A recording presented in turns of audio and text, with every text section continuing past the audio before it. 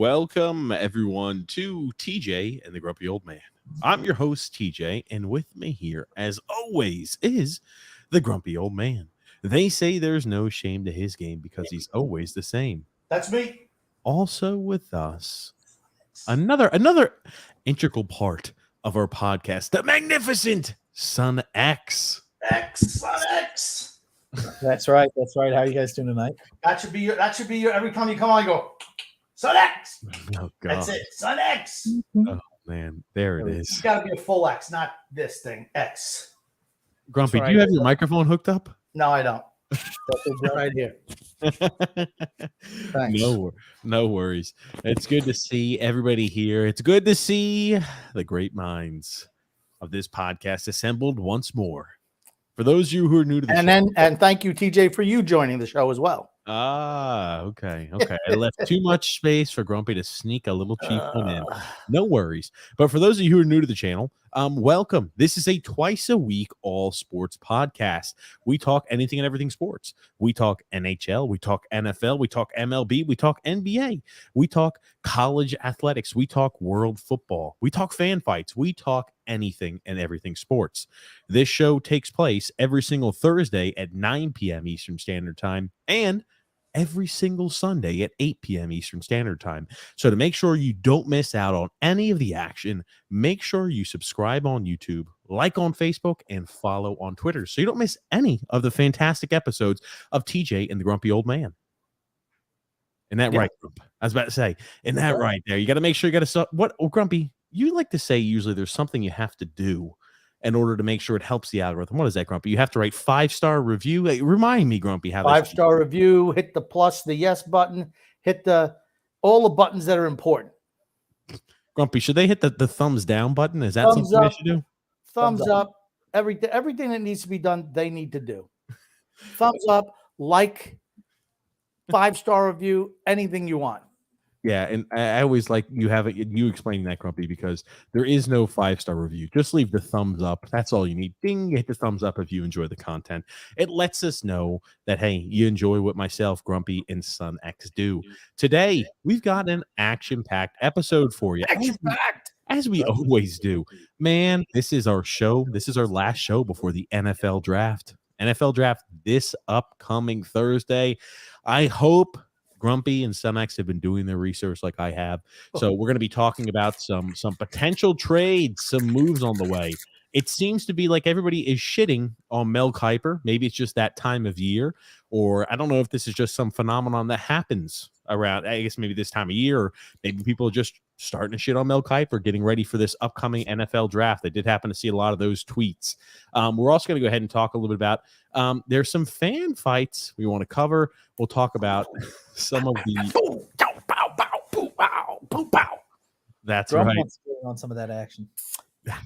We'll talk about a few NFL players getting popped for gambling on not their games, but gambling on sports in general, gambling on college games that have gotten them a little bit in hot water. They're going to miss some games to start the season. What a shock when the NFL gets in bed with gambling, the players be gambling. Who would ever have figured that's the case? And we're also going to talk some NHL playoffs, some huge action for the NHL playoffs, a lot of physicality in the game. It's been an entertaining NHL playoff so far. It doesn't matter what game you're watching. It's been back and forth. The ebbs and flows of the game have just been exciting, to say the least. Yes. That's true. Yes, absolutely. But let's go ahead and jump in here first, ladies and gents. Grumpy and X, are you familiar with how well the Pittsburgh Pirates are playing? Really well. Stunningly so. I was shocked by this. The reason I wanted to we'll start out with some baseball first, because we always start with NFL or NHL. We're going to start some baseball first. Pirates have won 7 games straight. It's the longest active streak in the MLB, and it's the team's longest streak in almost 5 years. Now, was that that makes sense. They've been historically bad. Yes, and let me ask you this: they have had multiple and copious years with early draft selections. Last year, they seemed like they were kind of turning it on a little bit towards the end of the year, and it looked like they were putting the pieces together. Is this the year we finally see the Pirates make the postseason? And how many years would that be, Grump? I don't know, but the answer is no. They're not making the postseason this year. You don't think so? No. Why not, Grump? It's early yet. Not even as a play-in team. As one of those wild card teams that play in, Grumpy, and they face the best of one to go ahead and make it to the next round. We're what, 3 weeks into the season, 2.5 weeks into the season? They're making the playoffs. It's a long way to go. I mean, hey, I'm happy for the Pirates. I'm happy for Pittsburgh because, I love their stadium. Talk about a beautiful stadium and just, when you watch it on TV, just the backdrop, everything is like, man, I bet it'd be fun to go to a game there. Yep. And I kind of root like Cincinnati Reds, right? When I was a kid in the 70s, man, the Pirates and the Reds were the best teams in the league, in the National League. And shockingly enough, the Pirates made the postseason back in 2015. I don't know why I thought it was like a decade or 2 decades since the Pirates last made the postseason, but they made it back in 2015, Grump. That was back when they had McCutchen, right? What was that, X? That was probably back when they had Andrew McCutchen in his prime. McCutchen was probably in his prime, Sterling Marte. Okay, well, now that I'm looking at it, they went through a little bit of a streak there. They had 3 years where they made the postseason in a row, 2013, 14, and 15. But they've made the postseason 3 times in the last 20 years. So doesn't that submarine your whole premise that they haven't been in the playoffs in forever? It does. That's why I'm bringing it up. Obviously, I'm wrong. That's why you should check your facts before you start the podcast. Oh, well, thanks so much. What were you saying, X? I can't. When you're talking, I'm finishing and I can't hear you. So just give it a sec. But what were you saying? That doesn't take away from them playing well, though. No. They're playing well. I think maybe this is the year. Maybe this is the year they find a way back into the postseason, Grump. I don't know. I don't think they're there yet. But like I said, when the Pirates are a good team, that's good for Major League Baseball. It's nice to see some of the teams that haven't been competitive in recent years be competitive again. I think it's really good. You've seen a lot of teams, though. The Dodgers are down so far early this year. The Padres are down so far early this year. You're seeing the Braves are really good. Milwaukee's been really good, right? Yep. Milwaukee, I think, is closer to being a real threat for a playoff spot as opposed to Pittsburgh. Well. Right. I'm just talking about National League right now. But but you look at just a lot of teams where kind of a little bit upside down. Tampa Bay in the American League is fantastic, right? Best team in baseball right now, I would say. They were good a couple of years ago too. They made it to the World Series. So Texas is playing really well for the first time in forever. It's nice to see some teams, and I guess my point is we talk about the changing of guard that's happening pretty much across all sports, happening a little bit in the NHL, happening a little bit here in the NFL. We've seen that over the last few years, and I wonder if we're starting to see some of this in the MLB as well. I know that obviously teams that could throw the most money at free agents are going to be the teams that are most successful pretty much year in, year out. Yankees, Mets, etc. Dodgers, Padres, you name it. Teams that can throw a lot of money at these free agents are going to be most successful. But I wonder if we're starting to see a little bit of the changing of the guard. Well, again, I just want to caution you, right? Because look at the Orioles, 14-7. When was the last time the Orioles were good? The Orioles have a lot of good players on that team, though. That's a lot of draft picks. We talk about the changing of the guard. That's my point. Yeah, but it's still so early yet. I just want to caution you just to kind of pump the brakes a little bit. It's still really early yet. I think, because I was about to ask the next question was, do you think X and Grumpy that maybe the Orioles might find a way into the postseason this year? They could. Possibly. The Yankees are going to be better. I think that's the top to bottom. That's the best division in baseball. Certainly. The American League East. You got Tampa Bay, best team in the league. You got Orioles are really good. Then you got Toronto and the Yankees, who both made the playoffs last year, always good. And Boston, even though they're the worst team in the division, they're still 12-11. So that's the Central AFC, the American League Central is probably the weakest. The Astros are still scuffling around a little bit. The Oakland A's are really, really bad right now. So, it'll be interesting. But, would I like to see the Pirates in the mix? Absolutely. Why not? And I will say, too, you look at some of these young players that are already performing on these teams. That it gets you, I don't know, it gets me excited too. We talked about the excitement I've had with this season with the MLB, with the pitch clock, and how games are quicker, how it's a little bit, more fast. It's faster paced. It's a lot more fun, I believe. We talk about some of these new guys that are continuing to step up and fill the roles of some of these guys that are aging out, some of the old faces of the league. Agreed. It is really exciting to see them step up. It's nice to see new faces. And pitching is most important. Yep. Pitching is the most important thing in baseball. If you can pitch, you're going to be in a lot of games. Hitting comes and goes, but pitching, most important. Especially postseason time. Yep. I wanted to post this up too. Shohei Ohtani, we've talked about the impact he's had on the game. I think first ballot Hall of Famer, right? I've said this before. A weird stat that I think that I was not aware of. Ohtani right now has more RBIs this season than he has allowed hits. Wow. How crazy is that? He's got 11 RBIs so far this season. He's only allowed 8 hits. You have any comment on that, X? Yeah, I was going to say he also is at bat a lot more than he is pitching in the rotation. Okay, but how many games has he pitched so far? 3 this year? I mean, how many games has he had plate appearances? Probably every single one. Okay, but I don't know. 11 RBIs is not a whole lot of RBIs. 8 hits in 3 games is even less than that. You got some guys got 20 RBIs this year. He's only given up 8 hits. He's pitched. He's had 5 games. He's started 5 games. Hold on, what, Grumpy?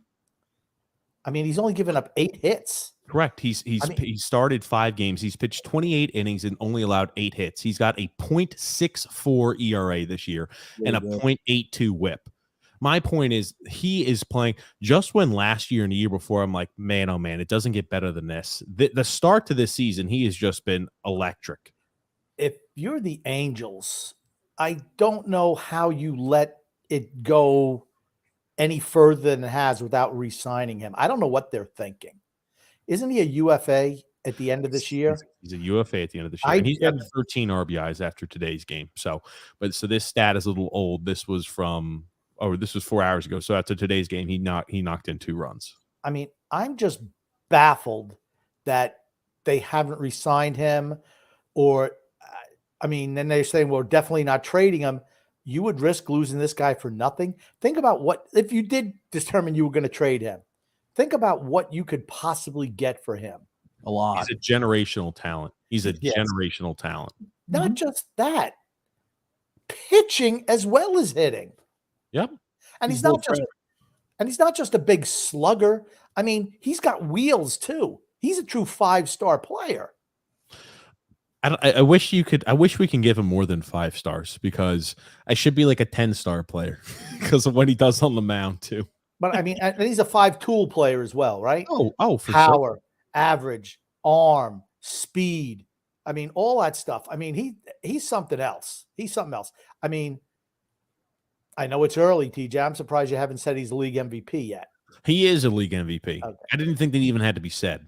Oh, okay. He's hitting 266, 5 homers, 13 RBIs, 13 runs, which isn't blowing out of the park. He's not hitting better than anybody else out there in the league, but he's got a .62 ERA with a .82 WHIP, and he's pitched 28 innings and only allowed 8 freaking hits. The guy is 38 strikeouts in 28 innings. Shohei Ohtani, honestly, he's going to be a legend of the game. He's going to be remembered up there. I'm going to say something that you're not going to like, Grumpy. But he's going to be remembered up there with Babe Ruth. Oh, absolutely. God, you're right. Absolutely. He will. Absolutely. Oh, my God. The both of you, you're the same. No. Okay. Let's say Shohei Ohtani died tomorrow and didn't play anymore. He's not going to die tomorrow. Okay. Let's say. How many years did Ruth play in the league? 22, 23, a long time. My point exactly. So, yeah, you're going to compare a guy who's been in the league, what? Okay. 5-7 years?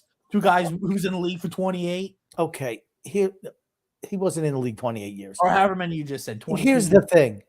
When you think baseball, you think Babe Ruth. Babe Ruth one year hit more home runs than every other team in the league. Shohei Ohtani's never going to do that. And I'm not minimizing Shohei Ohtani.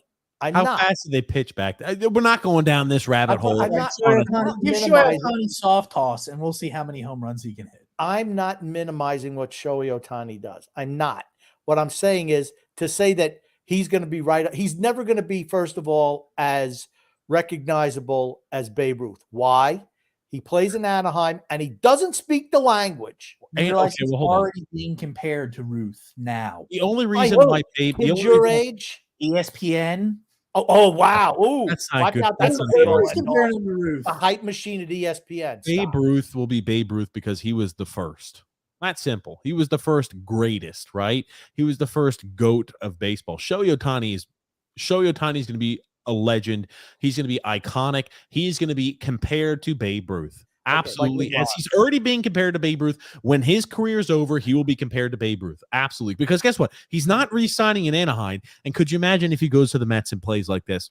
He'll be better than Babe Ruth. He'll be remembered better than Babe Ruth is if he plays for the Mets.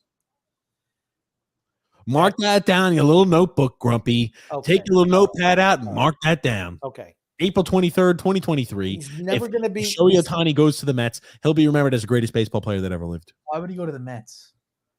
If he wanted to be the best, he'd go to play for the Yankees. Wouldn't he? Go to the Yankees, exactly. Here's the thing. He's not okay. He's never going to be Babe Ruth. He's never going to have Babe Ruth's offensive numbers. He's not. He still has a lot of years that he's got to go before you start comparing him to someone like Babe Ruth. A lot of years. A lot of things can happen. Again, pump the brakes. I think he's fantastic. If it wasn't for Aaron Judge, he repeats his MVP last year. Remember how long ago he still should have got the MVP last year, even though I love Aaron Judge and I love what he did. He still should have got the MVP last year. Okay. Absolutely, Shohei Ohtani should have. How many years was Mike Trout the best player, right? Generational talent. Does anyone even talk about Mike Trout anymore? Ohtani he's leaps better. He is miles better than Mike Trout. And I like Mike Trout. He's miles better than Mike Trout. You realize they were talking the same way about Mike Trout 5 years ago. Mike Trout couldn't pitch, though. Okay. It's a big difference. Okay. He's a unicorn in that respect, particularly in modern day. Which is why you don't hear anything about Trout anymore. I'm sure if Mike Trout was able to pitch and do what he would and do what he was doing, you'd still be hearing about Mike Trout. It's because they get older and they don't put up the numbers. Mike Trout's put up good numbers. What are these numbers? You think this guy's going to be a 500 home run hitter in his career? I don't. He could. Absolutely, I don't. He could. He's already got what? 140, 138, 134? How old is he? He's 30 years old, 29. He's 28. He's 28. I mean, I just pump the brakes before you compare him to Babe Ruth. It's a typical DJ thing, and now X is in on the same damn ridiculousness. It's a long way to go. A long way to go. He ends up he comes to the Yankees. They unretire the number 3 and give it to him for the season. Yes, Scumpy. I think that's a great idea. He's 500. He's what? 574 home runs away from Babe Ruth. Stop. We're going to overtake that record, so we're actually just going to give you number 3 now instead. Yeah, like I said, just pump the brakes on that. The Babe is starting to look over his shoulder down from the pearly gates of heaven, saying, "Holy shit, this Ohtani kid's about to catch me, Grumpy." That's what's happening. He's probably looking next to him. He's looking down on X. You gotta wait. He's looking down on this podcast and saying, "Who are these two young morons? They should just listen to the old guy. He's so much smarter than they are." He says, "I pity the youth of America." That's what the Babe's looking down upon, right? He's actually blowing off the seat next to him. He's dusting it off. He said, "Here you go, Shohei. That's a nice little seat right next to me. Actually, let me dust off the shelf above me. That's where you're gonna go." Oh, there it is, Grumpy. Yeah, Ohtani's something special. He's a unicorn. What's his career batting average? His career batting average, give me a sec. Career batting average is 267. What was Babe Ruth's? During the soft toss era? What was Babe Ruth's? Hold on. What was that you said, X? Hold on, before Grumpy keeps running over. What was that you saying, X? I said during the soft toss era. Yeah. Oh, that's a very good question. What was his batting average during the soft toss era? So, yeah, I can look that up for you, Grumpy. Don't worry. Please do. 342? I'll pull that up for you. I mean, average fastball was coming in 79 miles an hour. Difficult. First of all, they didn't have your average baseball player had to work a full-time job in addition to his. Okay, here's my thing. when Babe Ruth was on the sideline, in the dugout, eating hot dogs before he went up at bat, that's all you need to know about how difficult it was to hit back. How great he was. It just how great he was. It just shows how great he was. He didn't even have to train. He was so good. That's what makes him the best of all time. That's it. Yeah. Did you kind of relate with him, Grumpy, because he's kind of your spirit animal, eating hot dogs in the dugouts and shit? I can roll out of bed and do this podcast better than the two of you put together. He technically wasn't. That's what it is. Everyone who listens knows. That's what I'm saying. You all think you're the great. No. Take a seat, boys. Let the master talk. He technically was a two-sport athlete. He comes out on July 4th as well. He competes with Joey Chestnut. He would have beat Joey Chestnut too very easily. You know, if he was hitting 64 home runs, he probably would have beat Joey Chestnut's record. You know what he would have done? He would have won the hot dog eating contest, then would go out and smack 3 home runs. That's what he would have done. That's his game choice, his pre-workout right there. There you go. Babe's career batting average was .342. There you go. See, I knew that right off the top of my head, didn't I? He played 80 points. Hold on. Stop. He broke into the league in 1915, Grumpy. Mm-hmm. Please don't tell me we're trying to compare sports in 1915 to a century later with how they're played. It's like trying to say Johnny Unitas is the greatest football player that ever played. He could throw a pigskin of 25 yards. Grumpy, like players then do not compare to players now. It's not even close. Okay. All I have to say is, let Shohei Ohtani come out and hit more home runs in 1 year than every other team ever hit in a year. Go ahead and tell me that. Then maybe you could say something. Home run numbers are a lot higher because batters are a lot bigger and stronger and swing for power now. So they're never going to be able to do that. Never. And guess what? If you put Babe in today's MLB, home runs a year, 150 probably. 100% wrong. He'd be an afterthought. He would be Joey Gallo. What number did Joey Gallo used to wear for the Yankees? He'd be Joey Gallo on the Yankees. You're wrong. You're so stupid. Honestly, you're moronic. Matter of fact, you're submoronic. Okay, here's the thing. I'll say Babe Ruth was by far the most dominant player during his time period. Absolutely not even close. I like this. The game is a shit ton different than it was back then, though. I mean, people had what, 2 pitches in their arsenal?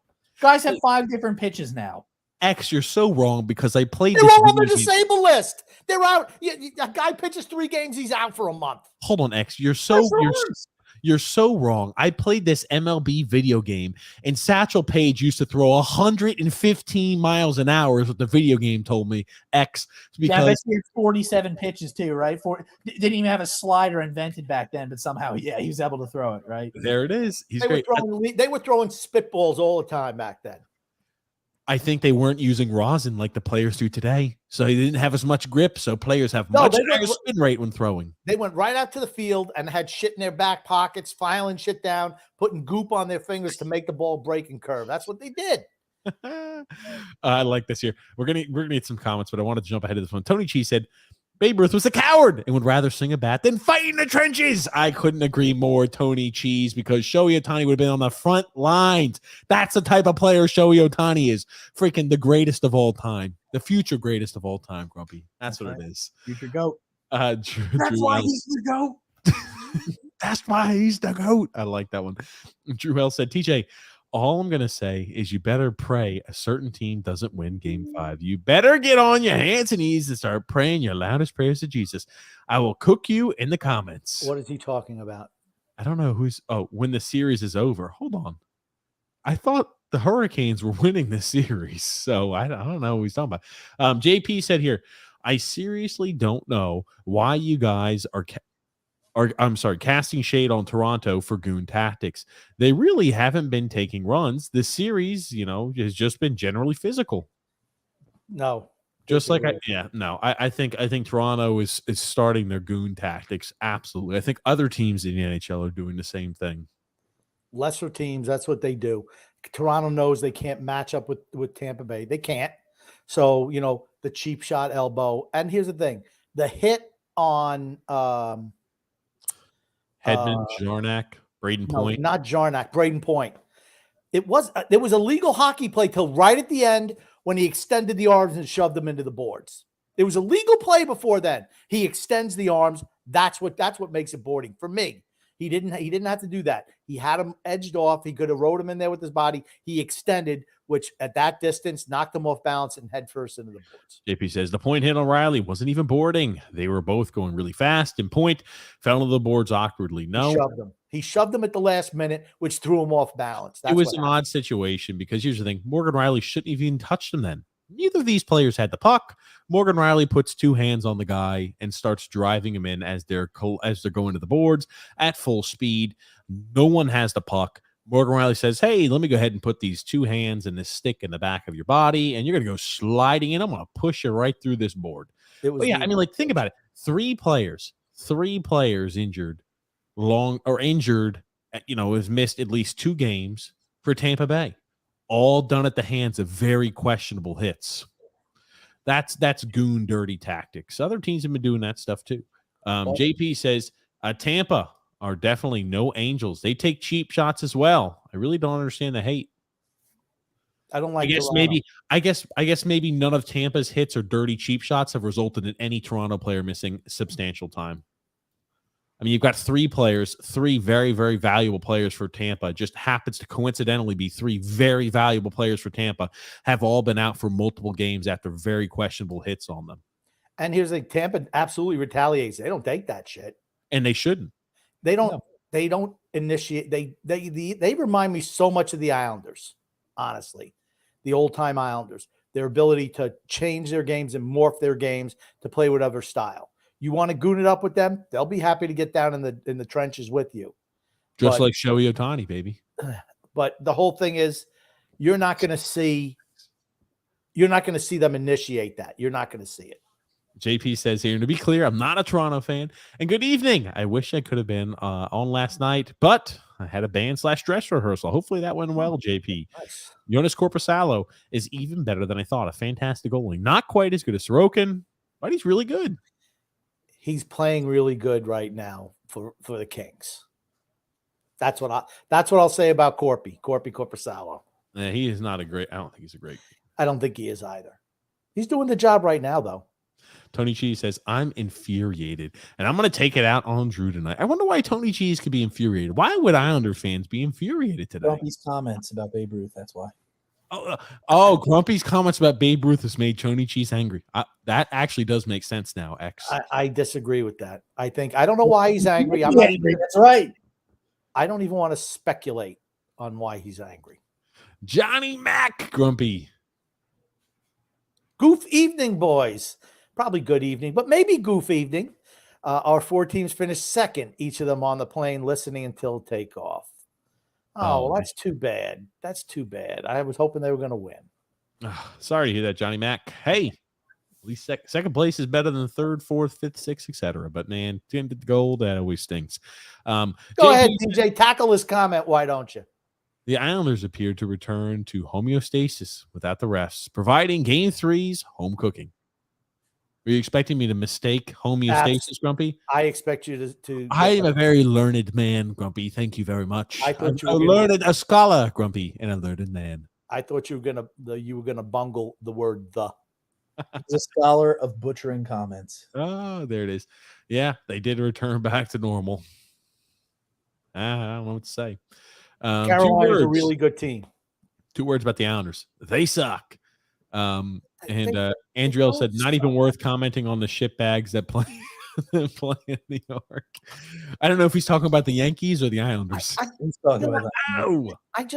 For me, I know he's talking about the Islanders. What do you expect? We're just an average team. Yeah. We're just an average team. We got to play the rough stuff to even compete with Carolina. Sure. Carolina is better than us. They've been better than us for years. I know the series isn't over yet, but for all intents and purposes, it is. I mean, Carolina hadn't won a home game, 8 in a row, 9 in a row? Well, here's the thing. Took care of that playing the Islanders, their personal punching bag, beat them today. I mean, it's not – the guys tried hard. They're just not as talented. Imagine how bad it is now, right? Islanders losing to Carolina – with 3 of their top 6 players out. Without Jake Drury. What would it be? Right? They knocked another guy out today in the first period. They're without 4 wingers now. And right, maybe you just cross Patch Ready off. They're without 3 wingers that 4 weeks ago were part of their team everyday roster. So what did they do? They bring a guy in off guy McEachran off the practice squad today, and he comes in and scores a goal and assist. I mean, and really competes for them. Carolina's good. They know what they're doing. They're a modern NHL team. That's what they are. The Islanders are a dinosaur squad, and they just can't keep up. I mean, you imagine how bad it would have been if Carolina was healthy. The series would already be over. It'd already be over. Sweep. They're not, though. Let's watch this here. We got a message from Greg Prado, Grumpy.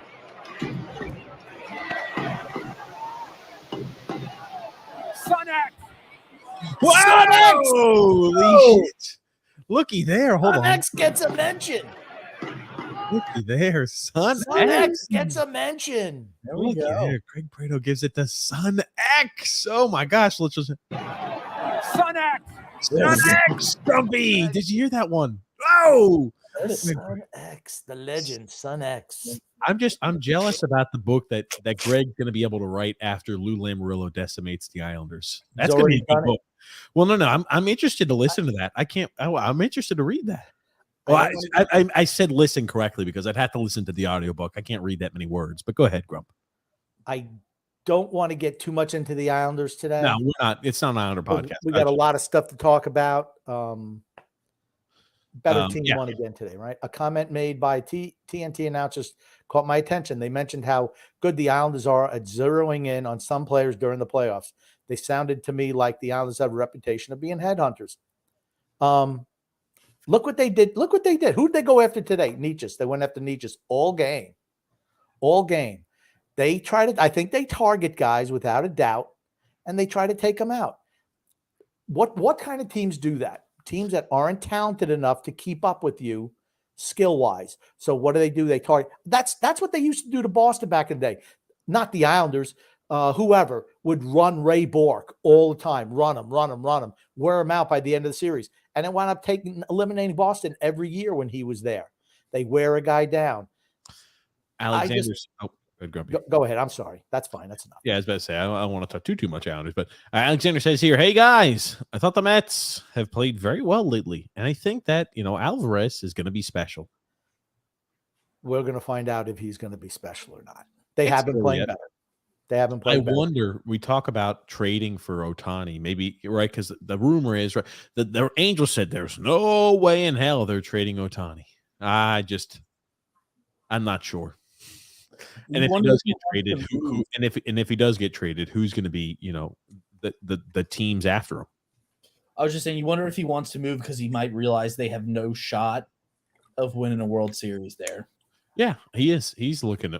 He's not signing. He hasn't signed an extension. I don't think he's going to sign an extension either. Have zero chance of winning anything. I mean, you got to think too. He comes off of winning the World Baseball Classic. I mean, maybe he tries to just chase that feeling, showing that he's a winner. Yep. Maybe. Goon, Grumpy. Can't say I'm surprised. That's the same bad habits from the Islanders regular season have only been exacerbated in the playoffs. Still, it smarts like a hockey stick to the groin or a Lou L trading another number one. Sums it up. Maybe we can give away next year's number one already. There you go. Maybe we can give it up at the draft to get another player that maybe we can go ahead and overpay for, another vet, a wily vet. Maybe we can give up our next year's first round pick. We don't need just keep rebuilding on the fly, guys. It's going to work. Anyway, I'm sorry. My prediction about the Orioles, it looked good so far. Yeah, it looks good so far. I think Drew said that maybe he thought the Orioles were going to make the postseason this year. Hey, Orioles are playing good baseball. Adley Rushman's been playing really well. Yes, he has. Yes. Pitching is going to be the key for them. Pitching is going to be the key for That's Baltimore. the key for everything. That's key. Yeah, but they've been really, really weak pitching wise. Yeah. I mean, you think about it, the Yankees all those years, they had phenomenal bat, especially in the postseason, they had phenomenal hitters, but they just didn't have the pitching. You can never beat the Astros. True. Still can't. Yep. Still can't. If you ask me to put money, if the Yankees played the Astros are beating them. Period. The Astros have the right configuration to beat the Yankees. Yankees regardless of the cheating thing, too. I could care less about that. They have the pitching. They have the bats. They have everything. And all the Yankees have is big bats. Yep. Pitching beats hitting. You know this, X. Yankees are really sorry, I didn't mean to cut you off. I was just gonna say Yankees are a really exciting team to watch, but they're not a team that's gonna win. Good pitching beats good hitting 9 times out of 10. Yep. So it does. It does. I want to show you this. We've talked about all of these, and this pretty much every team, majority of the teams in the MLB now have home run celebrations. And I'll be honest with you, I kind of like it. Now, this is Detroit, so I'll let you guys watch it. Last night we showed you the homer hose. Well, the Tigers have an answer to that, and it is an ode to the Red Wings. Maybe it's called the Hockey Town Homer. What do you think, Shep? They don the helmet. They've got the hockey stick. The gloves must be somewhere inside the clubhouse. I can't wait till somebody wears the gloves. Oh, yeah. Last night we showed you the homer hose. What do you think a little bit about here? The little slap shot.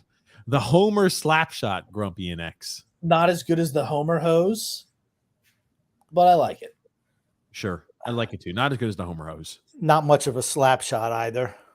I realize he's a little bit in confined space, but I don't know. I guess it would be better if the Red Wings were a better team. It would be better if they hired somebody to stand in there and he could cross-check the stick and break it on somebody. That would be really cool. Now, that's what I'd like. Have him come over there and just cross-check a guy. And when you get a home run, you're going to get a cross-check. I'd like that. Or how about just like a pole that you cross-check through? You're not going to have people getting cross-checked there on the bench, Grumpy. Hey, you have a player for the Tigers entering the IL, the injury list, after getting cross-checked after a home run. Or maybe you could pull like a Bo Jackson and snap it over his head. Those composite sticks are hard to snap over your head, I'm sure. But Alexander says here, let's go, Knicks. We're one away from advancing. That's true. Did you guys, talking a little NBA news, there was some, hey, I tell you, there was quite a lively discussion in the stands of an NBA game here recently. Oh. I'm not sure if Grumpy had a chance to see this. I know X sent it to me, but the video was immediately deleted.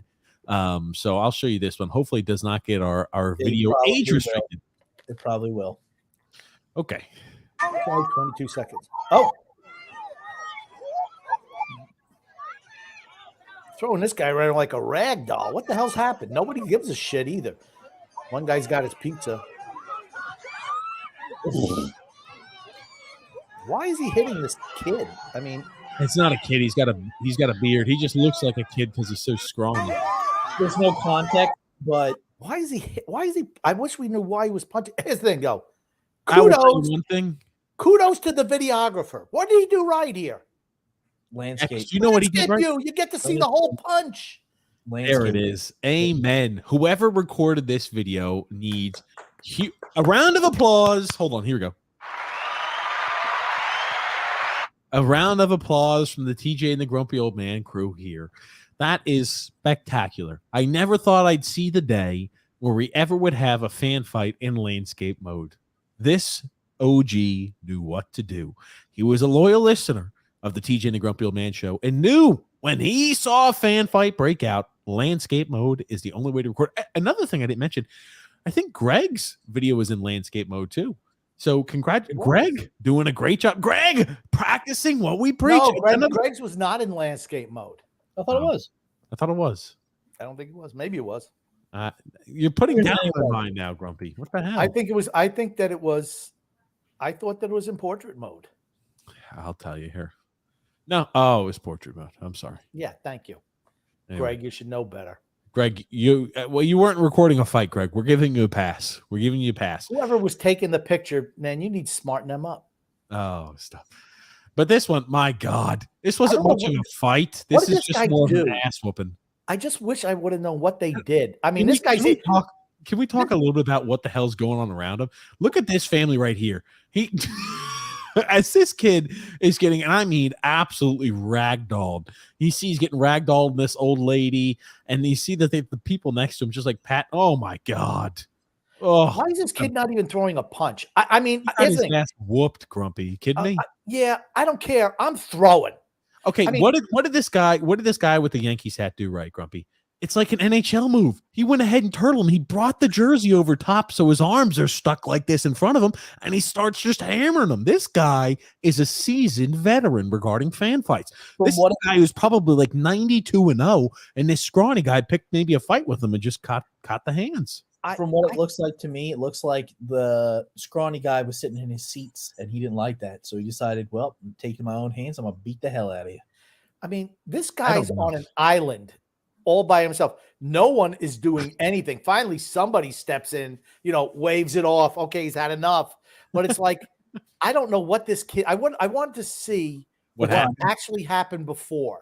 I tried to look. I couldn't see anything. You know what it looks like? It looks like all these people were on like a safari and they're watching like a lion just devour a gazelle. They're all just like, look at him. They'll just stare right at it. This guy right here, cool as an effing Jew. He's not even standing up. A fan fight is happening in the seat. He's literally in the seat next to him. Trump. No, there's a seat in between. There's a seat in between. Captain Yankees, I think his ass is touching this guy over here, Mr. Glasses. He is literally sitting down as this fight is breaking out. Grumpy, it is on him. Are you kidding me? No, it's not. Yes, it is. No, look at how. No, there's a seat in between. Grumpy, look at this. You see this right here? I want you to watch his shoulder. His shoulder gets moved because his ass is on him. Yep. That is on him, buddy. Okay, I like the fact that you got the guy eating the pizza. Hey, let's just make sure the box is out of the way first. And what is this? What is this guy dressing like over here? I mean, what the heck's going on there? He's probably got some ladies that he's got to take care of. He's an organizer, Grumpy. Yeah. Oh my God. Maybe he's taking bets on the fight. Oh my God. Oh, now he's going to say something. Now you're getting too close to me now. See, I just wonder why that's it, right? He's like, all right, stop. Now somebody's going to give us all right. Oh stop. my God. This second punch. Jesus H. Oh my God. He's just connecting. This guy, I mean, throw some punches, you little bitch. Do something. Grumpy. Does this guy does he scream peak physical fitness? But see, now he's doing something. He's absorbing the punches from the other guy. Come on. Let me tell you something. As soon as he got a little bit too close to him, he's like, stop. And that was the end. That's it. He finally got up and said, that's it. And that stopped the whole thing. He let it go, and then he's like, You like how he points? He's like, let's go. He points at the end. You could see his fingers like, let's go to the exits. He's like, I just assaulted a man, and I might be going to jail. I need to get my ass out of here. Honestly, there were no punches thrown back the other way. He deserves to go to jail. He beat the life out. I don't know what. I wish we would have found out. And here's the thing. That's like if I was doing a film of a fan fight, by the time I figured it out and got it up and put it on this, we would have seen this right here. Let's go. I'd probably be taking a lot of pictures first. I'm like, oh shit, I got to put on video. Let me hit that and make sure I activate. Usually, like if I video something off the TV that I want to give to you guys, I have to pause the thing and get everything set up and then rewind it. Oh, here was the guy. You like this comment? It says the pimp casually minding his business. That's right. That was the guy right there, Mr. Yellow Suit. I mean, come on. Oh my God. Jeez. Pimping ain't easy. As the Godfather used to say, pimping ain't easy. Oh man. I wish somebody could find me the context of what happened beforehand, because that would be great. Like maybe he spilled a beer on him. Oh man, that would have been great. That was a game 2 fight, a fan fight. Oh my gosh. Oh, that was a good one. I can't wait for the NFL draft. I'm super excited. Well, I want to get some comments because we're going to talk about the NFL draft. I'm excited about it too. Soon to be the Las Vegas Athletics. Oh, wow. Okay. I heard that. You're right. No sports teams in Oakland after 66 years. No more sports team. I mean, it'll be 2027, I think, when they move in there. But no more sports team in Oakland. It's a shame, honestly. It's really a shame. Like back in the 70s, the Raiders and the A's were like the best teams in their respective sports. They were champions, and I loved both of them. It's a shame. It really is. Okay, we've got here Goon Goon. This is a good topic because we were going to definitely talk about this. Goon Goon says, is it just me or is the NFL out of their minds for the whole Lions gambling scandal uproar? Meanwhile, the NFL advertises / promotes gambling. X, any comment? Yeah, I think it's ridiculous. It's hypocritical, the NFL. Here's the interesting thing. The 2 Redskins players who got popped, they were gambling on gambling things that were set up in the stadiums. They were gambling in the stadium where everybody else could gamble. That being said, and everyone knows I'm on the record for the absolute hypocrisy of the NFL. I've called them out on this gambling thing Everyone's jumping on the bandwagon now. How long have I been saying it, TJ? A year and a half? We've been both saying it. We've been both saying it. Yep. But we've been saying it a long long time, right? Here's the thing. These guys should know better. They should know better. They're told what not to do. Why are you doing it? I'm just baffled that they're so dumb that they're still going to do that. Here's my thing. You just saw Calvin Ridley suspended for a year, not what, 9 months previous, and you're betting on games? How dumb is that? Go ahead, X. Here's my thing. You see, let's say Patrick Mahomes or Joe Burrow or Justin Herbert or Josh Allen bets on a game. You really think they're getting suspended for a whole year? No. Okay. Years ago, Alex Karras was betting. I don't even know what he was betting. Alex Karras, Hall of Fame defensive tackle for the Detroit Lions. Yeah. Was in the movie Porky's, had Webster, was in that show. Did Monday Night Football. He was suspended for a year for gambling. Paul Hornung was suspended a year for gambling. My thing is that's not the quarterback position, though. You really think if Patrick Mahomes was caught gambling that they would not that they suspend him? No. Paul Hornung was NFL MVP numerous times. Got popped at the height of his career. Alex Karras, All-Pro. Yes, I think whoever does it is going to get popped. Here's the thing. You just got to be smarter than that. You just got to be smarter than that. Okay. Here's the thing. You had some players, right, based off of talent, who as soon as this came out, they were cut immediately. Yes. Cephas Moore and Tony, just guys like that immediately cut. When they say, yep, well, minutes after that news came out, you're cut. Shaka Tony, see you later. Well, that's not going to happen to Jamison Williams because, he's a first-round draft pick. And that's what these guys, lesser guys, dude, your string is about this, your rope is about this long. You do something dumb, we'll just get a replacement for you. No problem. Don't worry. The NFL said that there was no evidence indicating that any inside information was used or that any game was compromised in any way. Don't worry, ladies and gentlemen. The NFL they will quell your fears. Do not worry. There's no evidence of cheating. So you can continue to bet on our games. That's right. It's so funny. They just talk about this, right? They have one article after another. The first one is this, that these guys are popped. The next article is, hey, don't be afraid to go to DraftKings and bet on who's going to be the first pick in the NFL draft. These are the current odds. I look at this and I'm like, dude, NFL, you've brought this all upon yourself. All of this you brought upon yourself. You have no moral high ground when it comes to suspending players. None. Because you're in bed with the gambling community. We've said it at the time that they signed a contract with DraftKings, we were all over them because we knew what this was going to lead to. And it absolutely has. Yep. They have.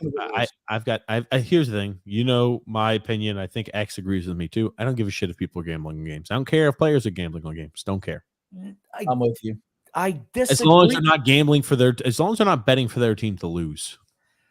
I disagree with that because here's the thing. If you get into gambling debt and you have to pay, because believe me, not everything goes through DraftKings, regardless of what you think. Sure. Okay. But go ahead. Make your point. If you wind up getting it with hardcore gamblers, you are compromised.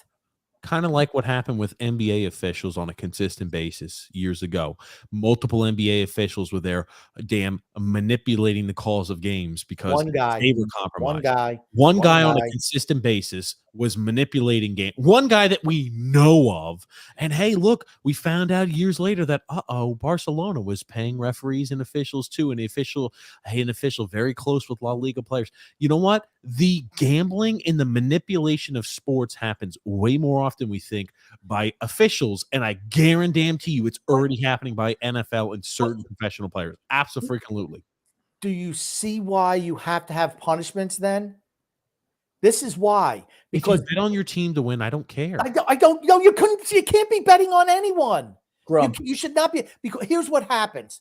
If you get in bed, guess what? That's when you're vulnerable to throwing games. It happened. They had the gambling. They had it years ago in college basketball. They were fixing games.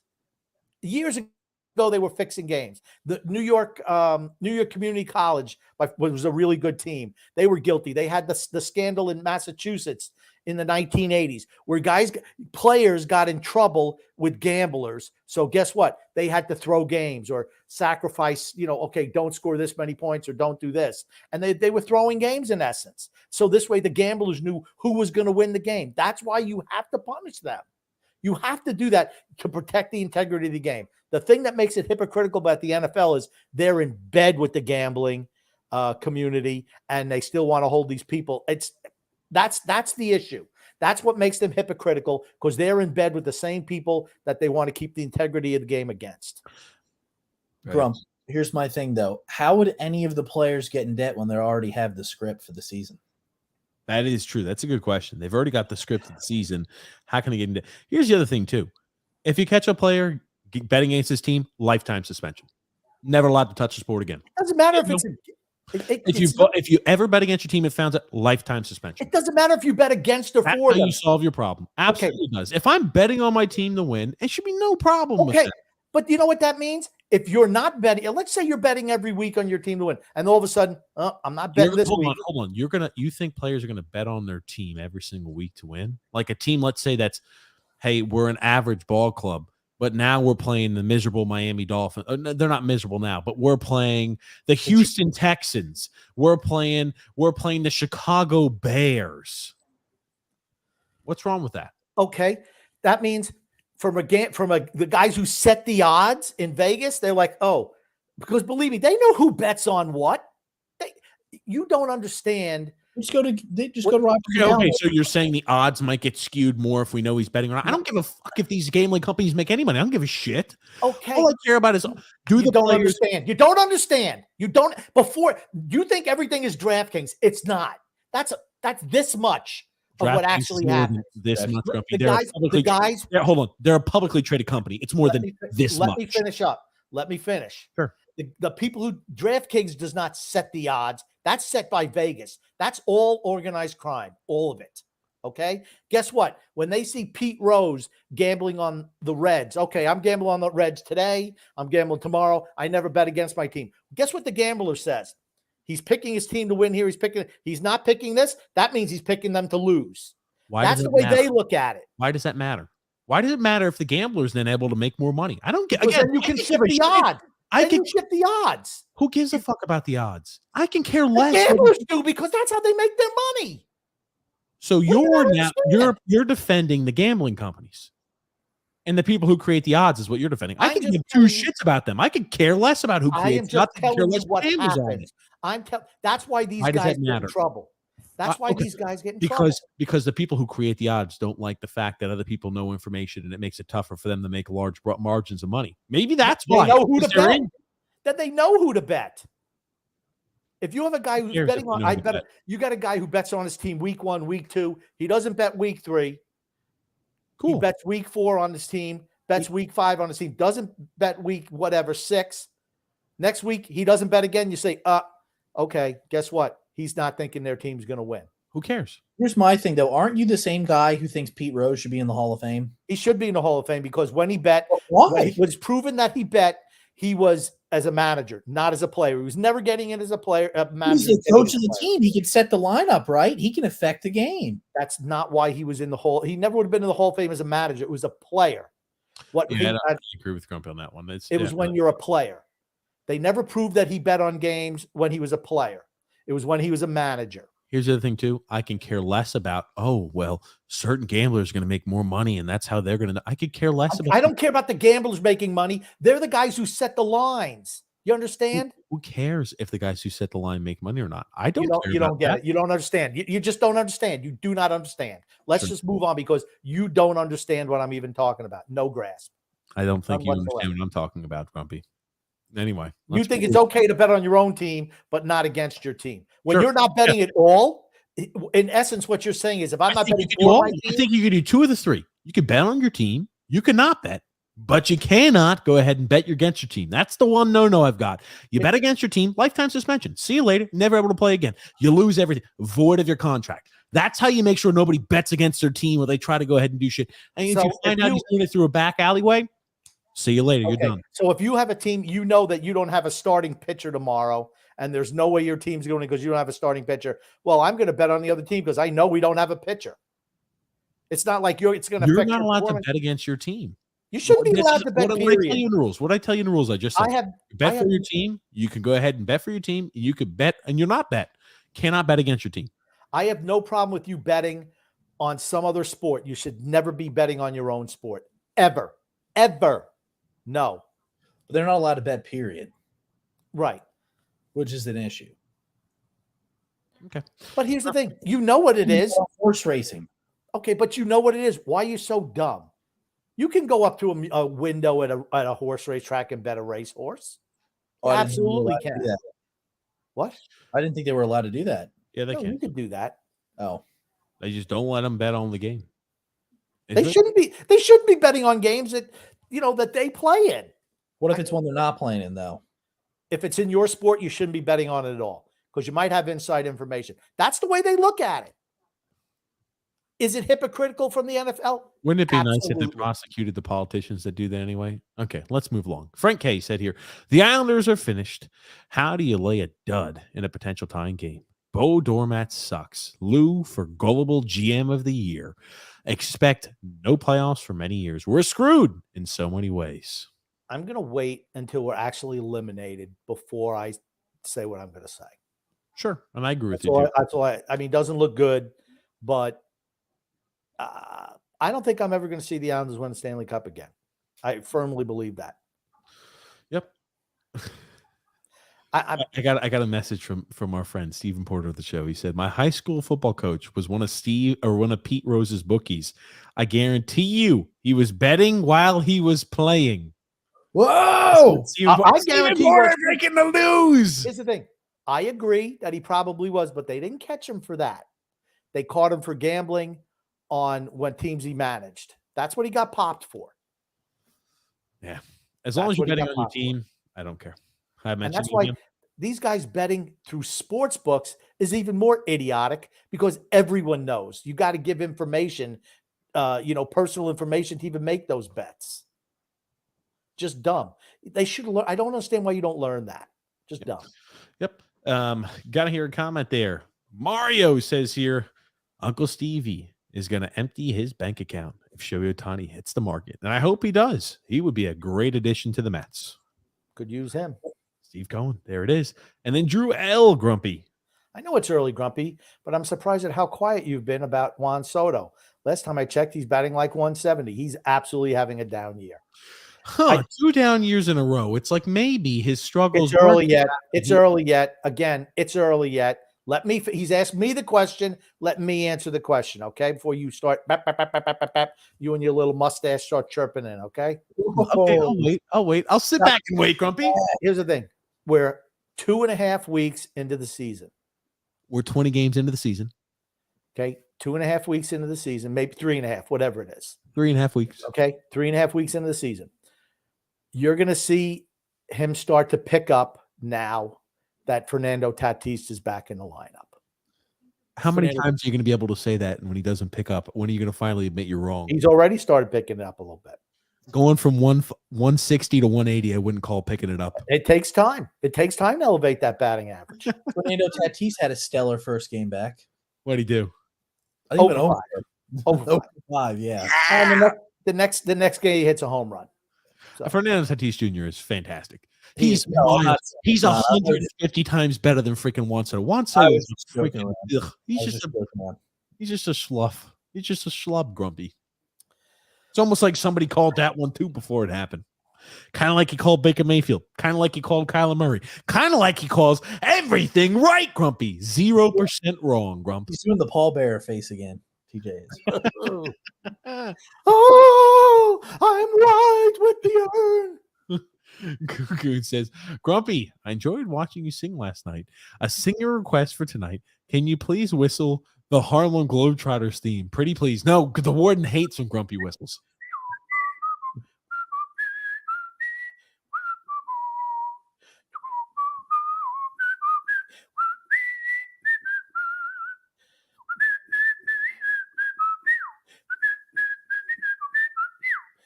something like that. There it is. JP said, there were years when Babe Ruth hit as many home runs as the entire American League. He literally revolutionized the sport by being the first to take advantage of the Ray Chapman rule, which was that MLB had to replace used balls with fresh balls. There you go. I'm not saying that he was not the greatest talent of his era. Absolutely he was. Ever. See, the game has changed a ton. You really think Wilt Chamberlain would have been as good as he was back then now? No. That's my point. That's my point. Wilt Chamberlain revolutionized the game, right? Yep, sure did. Greatest ever. Oh, he's the greatest ever. Better than Mike. Yeah, okay. Averaged 50 points a game in 1 year and 30 rebounds. Yeah, Shaq really couldn't have taken him, right? Shaq would have broken Wilt Chamberlain. Absolutely dominated his ass. Yao Ming wouldn't have been able to take him too either, right? Yao Ming would have dominated his ass. Right. That's right. Yeah. Right. I tell you, it's tough dealing with morons. It really Shaq would have come down on him, and his leg would have been like Paul George's. He would have jumped up there and one of those rim breaking slam dunks, just drug his body all over that Wilt Chamberlain. He would have snapped both his arms and maybe his back. That's how big. That's how fantastic Shaquille O'Neal was. Just because you revolutionized the game doesn't mean you're the greatest player. Babe Ruth, greatest baseball player ever lived. Frank K said, Uncle Steve used to ride the Islanders. Hey, I wouldn't be opposed. Absolutely. I would not be opposed to Steve Cohen buying the Islanders. Here's the thing. They would absolutely make the team better. You know who'd be the first one to go? That shitty old man at the general manager spot. Get the fuck out. That's what they say. Pack your bags. Don't even worry about packing your bags. Get the hell off the property. We'll send everything. We're going to dump all your old shit. Here's the thing. No, this is what. Just here's the thing. Get right next to the window on the outside. We're just going to shovel your shit out the window, and you can pick it up off the street. You stupid, you damn franchise killing son of a bitch. Grumpy was about to say something a little different. You know what I was going to think. You know what you're thinking there, Grumpy. We know what you're thinking. He ruined the Islanders. He's ruined the Islanders. Ruined them. What's he done? Killed the franchise. Murdered it. James, him and his son Fredo.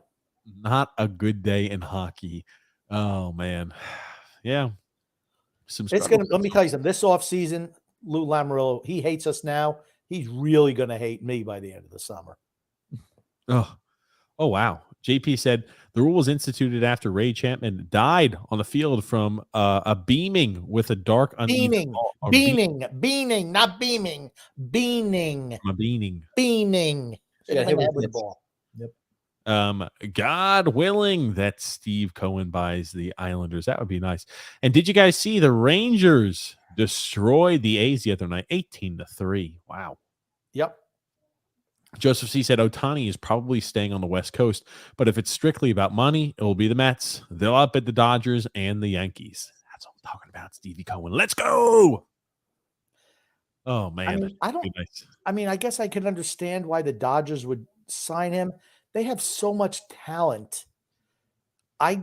There's something wrong with the Dodgers. Do you think he likes to stay on the West Coast because he's closer to home? Probably. Yeah, maybe. It's warmer out there, too. Yeah. That was my thought. It's closer to home, which is why I'd like to stay on the West Coast. Mm. Maybe he'll go to Seattle. He'll go to Seattle. They won't pay him. I was about to say Seattle won't pay him. Seattle's a team that's young, and I tell you, they're up and coming. That's for certain. Kalenic continues to kill it. Ladies and gentlemen. I got a few memes here from Drew. This one says, TJ says, we talk NBA. Drew mentioned something about the NBA related. The podcast says, no, absolutely not. That is, that's. Oh, no. Woo. I got another one here. It says, live footage of Grumpy doing the ad read while watching the game. If you have a gambling problem, if you have a gambling problem, this is what it's like. So could you imagine X when we're doing podcasts and shit, I'm trying to have a conversation, and this is the trophy we get. He would tell me, I'm not watching the TV. It's just on in the background. I'm not watching any of the TV. The best for me is if you have Oh, If you have a gambling problem, if you have a gambling problem, oh my God, I'm dying. If we are live streaming games, No, Grumpy. absolutely. That was not a live stream of a game. That's when the fight broke out. That was the fight broke out between another series game, Grumpy. I can't even on our Islander podcast. I can't even get you to talk Islanders. You got to watch other teams. Are you that disenfranchised? First of all, I did not wear that shirt yesterday. Yesterday's podcast did not. So you've done that multiple times where you've interrupted the show. Go, ow! Watching the game. Oh God! You see what I'm dealing with, X? You see what I'm dealing with on a night-by-night basis? That shit is funny as hell. Oh, good gracious! Just don't lower your head to the camera anymore, TJ. It's a really bad. No, but don't try to go ahead and switch topics. Topics, Grumpy. He can't focus on the damn thing. He can't focus on the damn thing. Sometimes I'm shocked he doesn't do it on this show too. Nick D, grumpy old man. How about the Islanders game today? Thank goodness I took an overtime shift today instead of watching that garbage. Gentleman sweep is in effect. I agree. Yep. Fire Lou Lamoriello immediately. 2,000% agree. Tony Cheese. Tony Cheese, the name chamber says Babe Ruth is overrated. I agree, Tony Cheese. He may be the most overrated player in the history of the sport. Best of his time period, though. Absolutely. I'm joking. He was great. He was great. Really he's great. Yeah. It's tough to compare players in different eras, but Ohtani is the closest we'll get to him. Gungun says, "Is this the week that the old Codger Rogers, Codger, not what the hell is Cotter, a Codger, Grumpy? Codger. It's like an old codger. What the hell is an old codger? You telling me the word again? What is a codger that you know so much about that you're correcting me on? What is a codger? An old person. An old codger. An old codger. Rogers finally soars overhead as a jet. Well, that was funny. That was one of the topics of discussion I've queued up here for today also. Now, Rogers, it looks like talks are starting to re-engage surrounding Aaron Rodgers. What a shock that is. Right before, right as we start getting on crunch time, hey, are we going to get Rodgers? Are we not? It seems like, again, Jets and Packers recently re-engaging their trade talks around Aaron Rodgers. Rodgers will be heading to the Packers. I feel confidently about that. You may be waiting until Friday, though. I think he'll go to the Jets, not the Packers, TJ. I'm sorry. He'll go to the Jets. My mistake. Thank you. Oh! That is a soundbite. That is a soundbite. Anytime that oh God Almighty. Yes, but I think he'll be a Jet. I think it'll be day 2 of the draft, which will be Friday. It's going to be one of the second round draft picks that the Jets have there. They'll move that plus something else in the future with some type of caveat. If they win a Super Bowl. Yeah, and then it depends on, certain parameters need to be met for them to get a potential first round pick, or if it's another second or whatever.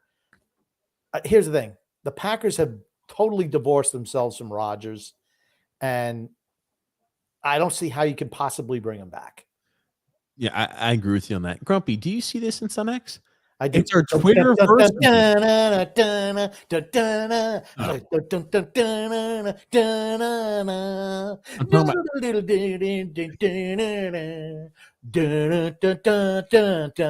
song are you playing? That's the Gas House Gorillas trouncing the teetotalers. That's what it is. Okay. What I'm showing you here, Grumpy, we just hit our Twitterversary, Grumpy. That's what I was showing you. But sure, we can watch this. House Gorillas go up to bat again. Boy, what a game!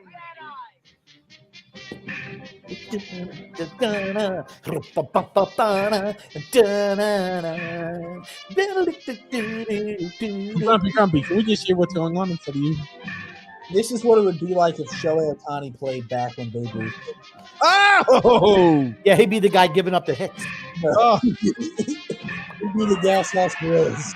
Boo! Boo! Those Gas House Gorillas, a bunch of bums. Yeah, the Gas House Gorillas are a bunch of 20 players. 20 players. Well, I could lick them in a ball game with one hand tied behind my back. That's Ohtani right there. Destroying the Gas House freaking Gorillas. Oh, man. Hey, did I get the song down, though? Before yes, you came up? Absolutely. I must have seen that cartoon. When you were a kid, they used to show cartoons every single day. half an hour cartoons, an hour cartoons. I mean, I must have seen that cartoon 100 times when I was a kid. 100 times. Jesus, Grumpy. Great. Something I want to talk about here, a little bit of a change of topic. We talk about the effect of change sometimes good. Changes. Changes. I don't know if you guys happen to see this, but this is the Colorado Buffaloes. Are they the Buffaloes, right? The mascot? Colorado Buffaloes. I don't know. Maybe Buffaloes are offended by that name. Maybe they'll need to change to the Colorado Wind or something like that. Now, this was their spring game last year. Damn packed. It is a full house. That's their spring game last year. Look at their freaking spring game this year. They sold out their freaking spring game. I'll tell you one thing. Deion Sanders. We talk about the change and how one guy could bring complete enthusiasm around your program. Deion Sanders is that guy. Prime time, baby. He's going to have to win. That's for true. certain. Going to have to win. He won it whatever school he was at previously. Jackson State. Right. And historically black college school. And he turned them around. A little bit different, of course, on a major college program. Yeah, a little bit different. But if he can if he turns his team around, how long do you think he stays? Realistically, he'll be there maybe 3-ish years. And then he'll go. His kid graduates school in 3 years. He'll be there 3 years, I think, is where it will tangibly be. He has 2 years to start putting W's up on the board before maybe fans start to get a little upset. Just because of the cachet of Deion Sanders, he could be underperforming for a year or two, and still fans would have fans would be completely behind him, as they should be. Here's my prediction: he performs well within 3 years. Nick Saban retires, and he takes over as the Alabama head coach. He's going to Florida State. I'm joking. I'm 100% joking. I think 100%. Yeah, he'll go to a Southern school for sure, though. If he performs the way he did at Jackson State, and I hope he does. I like Deion Sanders. Some things, he's a bold guy. Some of the things he says, I'm like, yeah, I'm not on board with. Other things he says, I love him because he just says it how he thinks it. That's fine. He's not. You don't have to worry about him trying to mince words or trying to blow smoke up somebody's ass. He's just a straight shooter, and I like that about people. I like that about Deion. But if he performs well, book it. He'll be at Florida State. Do you think he ever goes to the NFL? Number one, and number two, does he have that type of cachet with NFL teams? I think he's got to prove himself as a head coach, first of all. I mean, he's got the name recognition, but do you think it's valued more as a college coach as opposed to a pro coach? Valued as both. You know what I kind of remember, and I'm gonna have X respond to this once I say it. It reminds me almost as Zidane when he took over as the coach for Real Madrid, is what I kind of think that of. What do you think, X? Yeah, I mean, I think he has pulled both college and the pros. I mean, you think about it in the combine, when he does the combine coverage, how many of the guys respect him? I just, is that what you're talking about, or no? You talk about something different? No, that's kind of what I'm just wondering. When you see somebody like that, I just think it's more eyeballs on that college program, and I think kids would gravitate towards going there. Sure. I don't even know if he's a good head coach. I really do not know. I mean, we're going to find out with some in-game decisions that he's going to make in Colorado. I guarantee you're going to see Colorado games on ESPN next year, though, for certain. As you should. And I just don't know if it's the same pull as a pro head coach.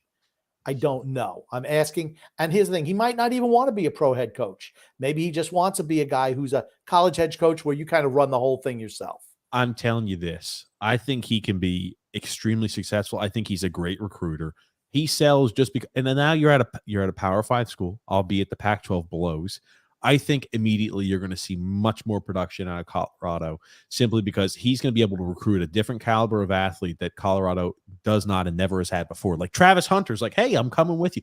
What are you saying, Grumpy? Okay. Colorado has been historically a really good school. Just recent years. The last 2 decades have been miserable. No, you're wrong. You're really? Incorrect. Really? You sure about that? Yeah. You sure about that? Yeah. Have they ever been ranked in the top 10? Absolutely, in their history they have. I don't know when the last time. Let's say the last decade. Have they been? Honestly, they've had some down times recently. They absolutely have. That's why this job is available. But that was always a good job, and they were a good team, always a good team. When the Big 12 was the Big 12, you had Nebraska, Oklahoma. Colorado was right up there with that. Those were the big three schools. It was Colorado, Nebraska, and Oklahoma. Yeah, they're a team that it's not like that anymore. And it hasn't been for the last number of years. But I'm just saying, going back 1 year. 1 year in the last 2 decades, they've finished the season in the top 25. It's not great. Not great. I'm just saying, right? They're not historically a great team. That's about as simple as it is. As of recent times. It's recent times, not historically. You always say historically, you think history goes back 10, 15 years ago. Nothing else even exists before then. That's the way you millennials are. It's like, history did not happen before the year of 2000. As of the last 2 decades, they've not been a good team. So since before 2000. What do you think about Georgia Tech? I think that they're a more storied college program than Colorado recently. Okay, that's recently. It's recently.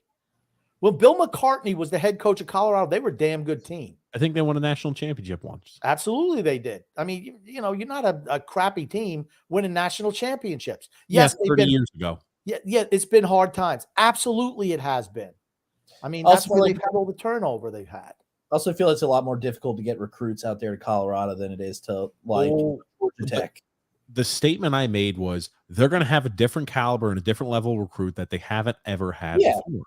Agreed. That's what I think. And you shook your head. I'm not sure about that. Like, no, that's not true. I think he's absolutely going to attract a higher quality of candidate. Absolutely will. I think he's going to get them. I don't know how good a football coach he is. I bet he's a great recruiter, but I don't know how good of a football coach he is. You don't have to be a great coach in that miserable Pac-12. That's my point.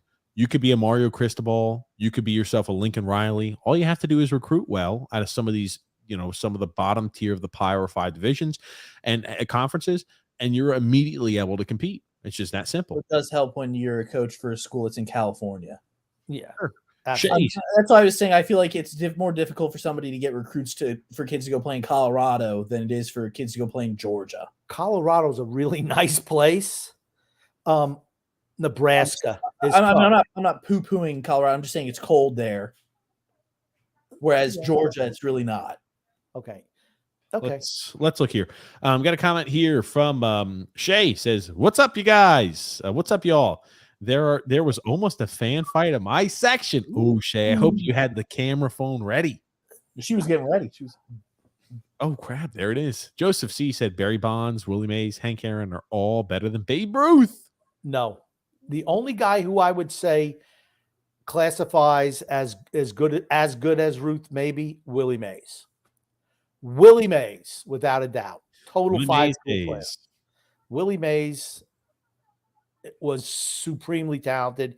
If he had played in a bandbox like Hank Aaron did, he would have hit 800 home runs. You forgot to mention Shohei Ohtani, but we'll let it slide. Okay, yes. James F says here, Islanders did not play their style of game, took down penalties, especially Matt Martin. I agree. Two penalties killed the Islanders today. Pulak's ill-advised hit on Drury, and then the Matt Martin penalty at the end of the first period. Tony Cheese said he heard that Babe Ruth used to suck off Ty Cobb at the Klan rallies. No, Tony Cheese, that can't be true, is it? Totally unfounded. Matter of fact, Ty Cobb hated Babe Ruth. He said his nostrils made him look like he was a gorilla, is what he said. Ty Cobb seems like a very tolerant man. He was not from everything. He's saying, I don't know the man, never met the man. He was really not liked by his fellow players. I can imagine. I can only imagine. Mark Sanchez eats a hot dog, and the whole world is in an uproar. Oh, Tony Cheese, I need you to send us that video. On the sidelines. He ate a hot dog on the sidelines. Was he eating the hot dog sideways? LOL. Son X is spitting today. Keep your shit, son. Keep talking your shit, Son X. That's right. I will. Son X, the more Son X gets comfortable when things go a little crazy, that's when Son X kind of lets loose a little bit. Kind of like the Islanders. Yeah, he forgets. Oh boy. Again, Drew with the Babe Ruth and Mark Sanchez snacking on glizzies. Dude, they're called hot dogs. They're not called anything else. He's trying to get that Babe Ruth power on the Hey, sideline. who is that big fat girl? Lizzo? Yes. Yeah. She is disgusting. I'm sorry. I'm not a Lizzo guy. What can I say? And she's like on an HBO special. She's rolling around. I mean, literally rolling around like a ball on the floor. It's like, honey, come on. I'm not the slimmest person in the world. She must have 300-400 pounds on me. There it is. She's looking skinny. JP says, just as an aside, what I wrote before this, before is the reason Ty Cobb and others thought what Babe Ruth was doing was a gimmick and not really hitting.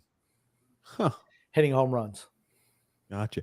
And then, oh yeah, there it is. Coward. James F says, first of all, if Babe played during the bandbox stadium or in the bandbox stadiums, like today, he would have doubled the record of what he has then. Absolutely. The fences were about 450 feet and longer back in the day. Yankee Stadium, center field. Grounds. I mean, he didn't play in the Polo Grounds except in World Series, right? That's where Willie Mays played, though. You hit a ball to center field, it's like 511 feet to center field. In Yankee Stadium, just a short porch. Shohei Ohtani would have been having inside the park home runs on every at bat if he didn't hit it out of the stadium. In Yankee Stadium, they used to call left center field Death Valley. Matter of fact, you know where you guys have seen Monument Park, right? Sure. The monuments used to be on the freaking field. It was 456 feet to left center field. 456 feet to left field. I remember Thurman Munson hitting a home run there against the Kansas City Royals in the, I think it was 1979. No, it couldn't have been 79. 1976 American League Championship Series. He hit a home run in Death Valley. That's when you're having a particular portion of the field called Death Valley. Think about how far that is. And man, he put it over the wall. Holy shit. You don't see guys. Stadium is called that. What do you mean? Come on. Oh, please. Death Valley. Grumpy, they would have called it Ohtani. They would have called it Ohtani's Corner. After here we go. Yep. Ohtani's Corner. Another homer. All of Ohtani's balls wouldn't even hit the warning track. Okay. Paulo C. Twice.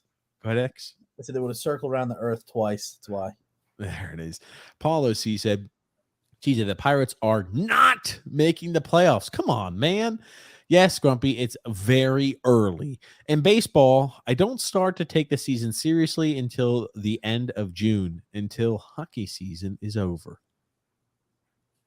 Okay, fair enough. I see, Paulo. Goon Grumpy. Goon said, oops, sorry about that. Lads, what was the precise point in today's Islanders game that you realized that we were in deep doo-doo?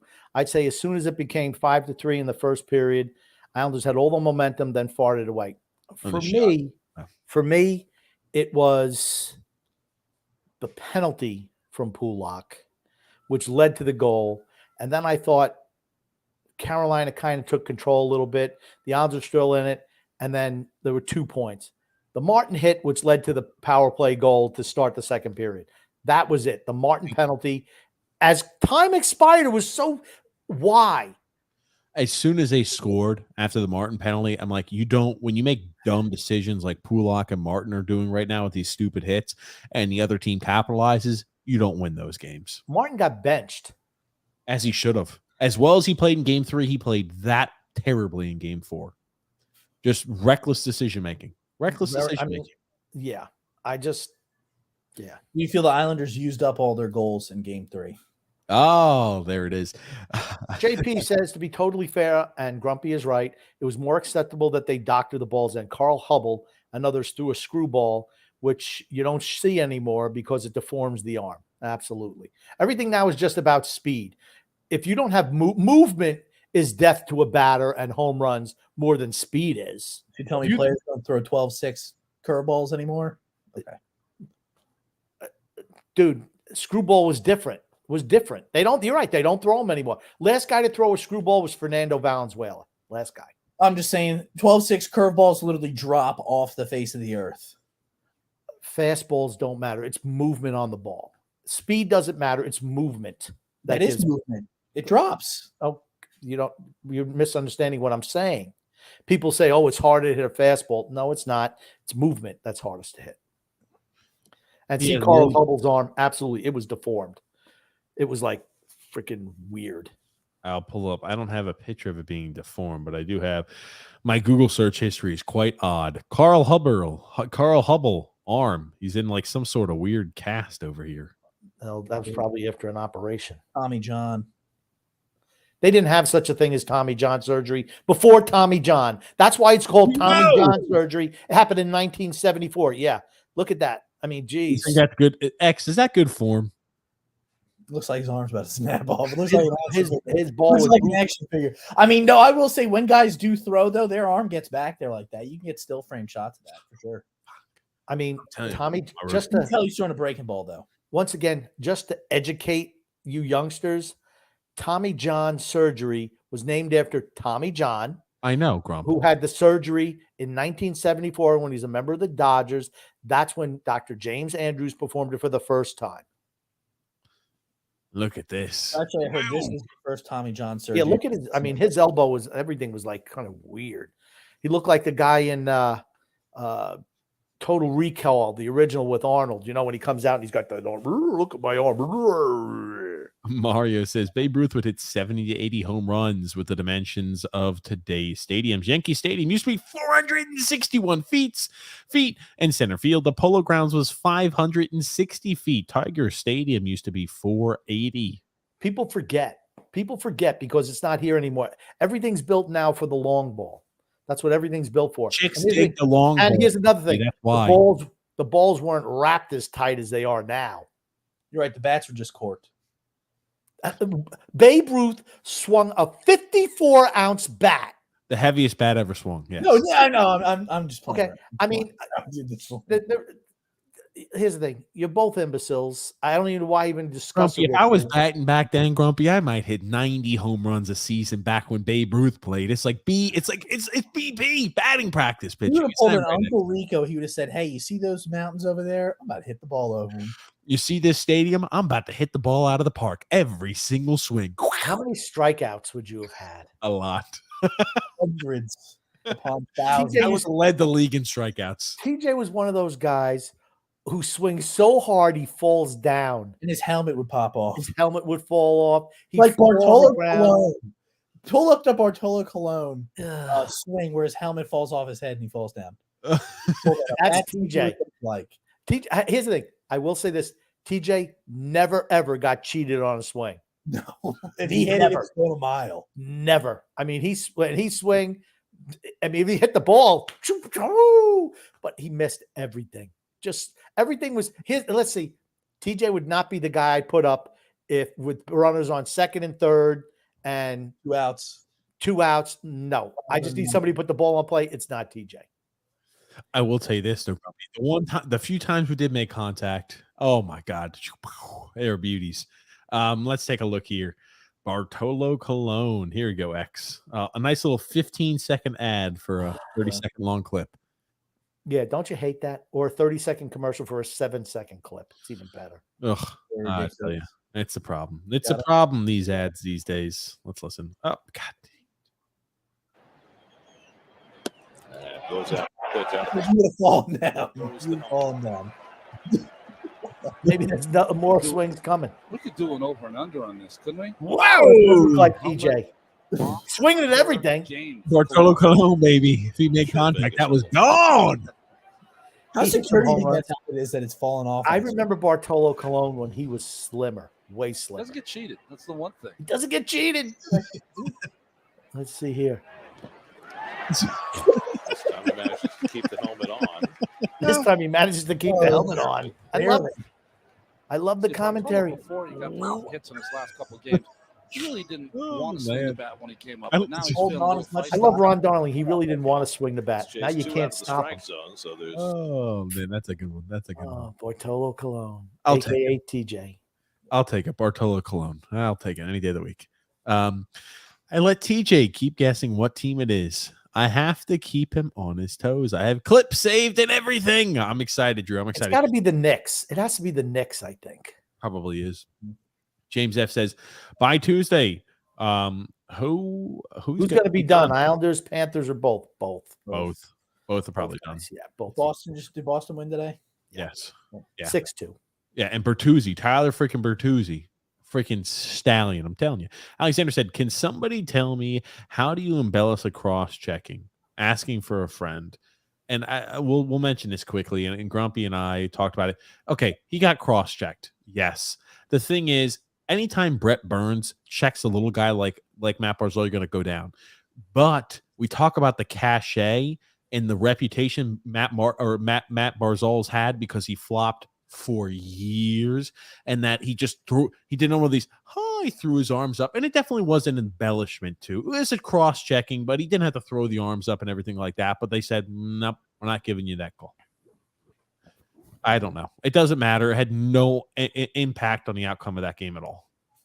Would you say Sorokin had a bad game? No. Nope. Absolutely not. Mario said, by diving, you're going after an Olympic gold medal. By diving like you're going after an Olympic gold medal is why Matt Barzal is called. I didn't think that was an embellishment penalty. I don't know. I think maybe the referees are just trying to keep the game under control because they let some stuff go that, when you let stuff go early on, it gives players a chance to take a license, and then you got to try to get the game under control. And I think that's what happens. If they're just consistent and they just call this the way it should be called and not just, well, it's playoffs, let's let it go in the first 2 minutes of a game, it's tough to get the game back under control. I thought the Islanders were very fortunate that major penalty was reversed into a minor penalty. Absolutely. If it was called a minor, I would have been shocked if it was reversed to a major. That was one of those hits where I'm like, no matter what you're looking at, you probably have to stick with the call on the ice. But they reversed it, and I was kind of shocked. I was like, well, I'm not complaining. But it's like, you're right, that happened, and then Kotkaniemi threw it up or threw his body at, Engvall, who kind of went down for a second and then was right back out there. He got hit with the glove. Engvall got hit with the glove. I never seen a softer player in my life, honestly. Got tapped with a glove on the face. He had to go off the ice. Are you kidding me? The other guy was freaking knocked unconscious. Please. Frank K said the Islanders need a huge retool. Rebuild. Frank says, hi, TJ. Or grumpy old man TJ and the X-Man. X-Man. I like that. He says, my heart is broken, says Frank. No, Frank, it's okay. That's what we're here for, to get through these time periods. Drew L said, to be fair, Tony Cheese, not taking out his frustrations on me is like Patrick Starr all of a sudden if he became smart. He's a clinger. Grumpy, do you know what that means? Did you pick up on any of those references? Do you know who Patrick Starr is? Yeah, he's the guy in the SpongeBob SquarePants, right? Whoa, Grumpy. Okay, I like it. I don't know the clinger thing. I don't know what that means. This team hands Grade 1 clinger. I know that was from Wedding Crashers. Yep, exactly. Frank K said this team has to be hands down the worst power play I've ever seen. They're not. And good. Barzal has been trashed. He's playing like 60. He's hurt.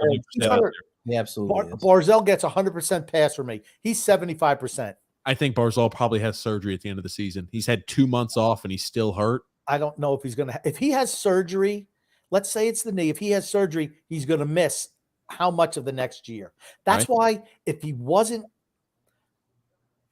I hope he doesn't have to have surgery, because I'm going to be really pissed if that's the case, because this kid could have had a surgery right away and maybe been ready to play by the beginning of the season. But now you're going to put it off all that time, and then he's going to miss most of the next season. This season's been a total fail by Lamoriello. Absolute total fail by Lou Lamoriello. Should we storm the castle? Storm the castle. On the Bastille. Frank says here, guys, were we tired from Friday night, do you think? No. I just think that Carolina is just better than we are. Yeah. Nikki says, Son X, TJ, Grumpy, how you guys doing tonight? Very good. Well. Thank you, Nick. Well, Thank you.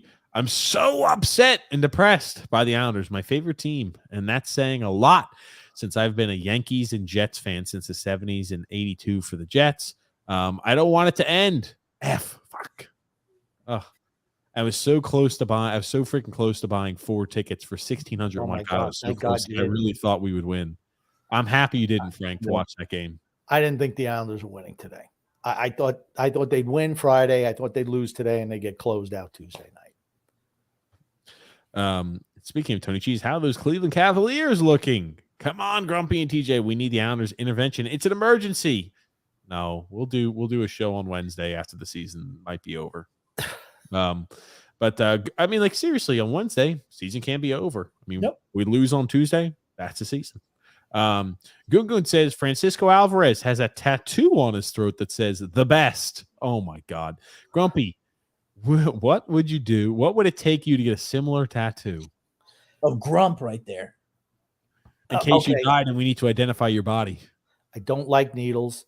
There's no way I'm getting a tattoo. I'm a weenie, boys and girls. Sorry. The best. I don't like the fact that he's got the best. Me neither. You got a lot to prove before you put the best on there. Hey, maybe if he has a 2-home run game, DJ's going to say he's better than Babe Ruth and just being a Hall of Fame. Now, do you think people go ahead and mock him if, like, just do this to him right there if he fails? Yeah. I don't know. Oh, God. I want to show this. Now, Tony Cheese has sent us a clip here.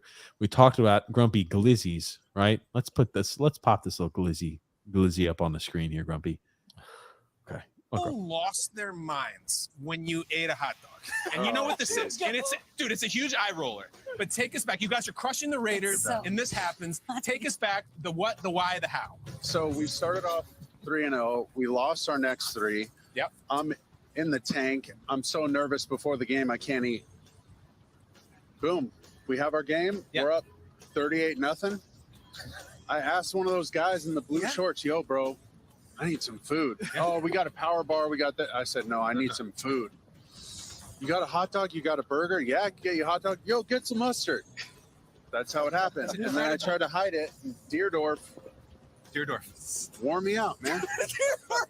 Deerdorf, come on. You actually had condiments and everything. Like, you got it doctored up. Oh, yeah. Like a gentleman. That's right. I love it. You got to be prideful eating that hot dog. Next time, don't hide it. I made a hot dog in a preseason game. Keller's just. Oh, my gosh. I forgot about the hot dog incident. Yeah, I did too. What if they got a turnover? Would have you been like, yeah, I got to sit out this series? Well, they should have had an apple pie then. Apple turnover. Oh, God. I've got some funny ones. Now, talking about the NFL draft, I want to talk a little football here because this is always great. Now, this is one of the great ones. I'll get the longer clip here of it. Okay, perfect. I've got one here, and this will be. I hope we don't see Jets fans like this, Grumpy, on Thursday on draft night, Grump. Now, you may remember this draft. I want to see how long it takes Grumpy to realize which draft this is. The Jets have about 10 minutes to That's go. Keyshawn. Was that Keyshawn? And we want Sap is what they're. I know that. Wasn't that Keyshawn? Didn't they draft Keyshawn number 1? No. the fans are letting you know which way they want to go. And then lo and behold, the Jets throw the curveball of curveballs. Oh, wow. Kyle Brady. With the ninth. Look at pause it. The New York. Look at Tagliabue because he knows. He knows what's coming. I love it. Roselle used to do the same thing when the Jets fans would be chanting for Marino, and Roselle comes up. He's got the card, and he goes, "Ken O'Brien." Cal Davis like, "Whoa!" I mean, and he's like, Tagliabue, who, by the way, I met, nice, really tall. He's like 6'5", really tall guy. He's like a stork, I guess. Then he's really tall. I love the looks on their faces, particularly it's the Jets fans and the Giants fans. I loved it when they were always held in New York. So it was the best because you had the same people come back every year and they were so motivated. Now it's all showbiz and all that other shit. You don't get any. You have to get a fan to come out here and announce the pick. Who cares about any of that? Some Make-A-Wish kid come out. I'm sorry, that's your wish. Get another wish. Hold on. We have this is. I almost have to jump from this clip to bring something else up. But continue, Grumpy. TJ. For me, I like it better when it was in the small arena and you had the Jet fans and the Giants, and they all got their books, all their draft books and all their charts. Something I would have done. And you sit there, and as you got these guys lined up, and all of a sudden they announce something, and the crowd goes crazy. You should look at Phil Simms when he gets announced, when Pete Rozelle calls it. The looks on the face of the commissioner is the best. This is what we're going to be showing you here, Grumpy. So I know. This is the one we'll see with Warren Sapp. Take a look. With the 9th pick in the first round, the New York Jets select tight end from Penn State, Kyle Brady.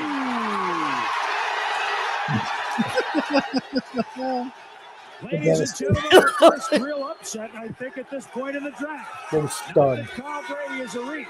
This has to be the biggest mockery I've ever seen in my entire life. We can trade him. Hands down, the biggest trade him right so now. for them. Jets going to have no receivers next year. They're going to play with 6 tight ends on the field. Boomer can't throw the ball more than 10 yards, so what does it matter?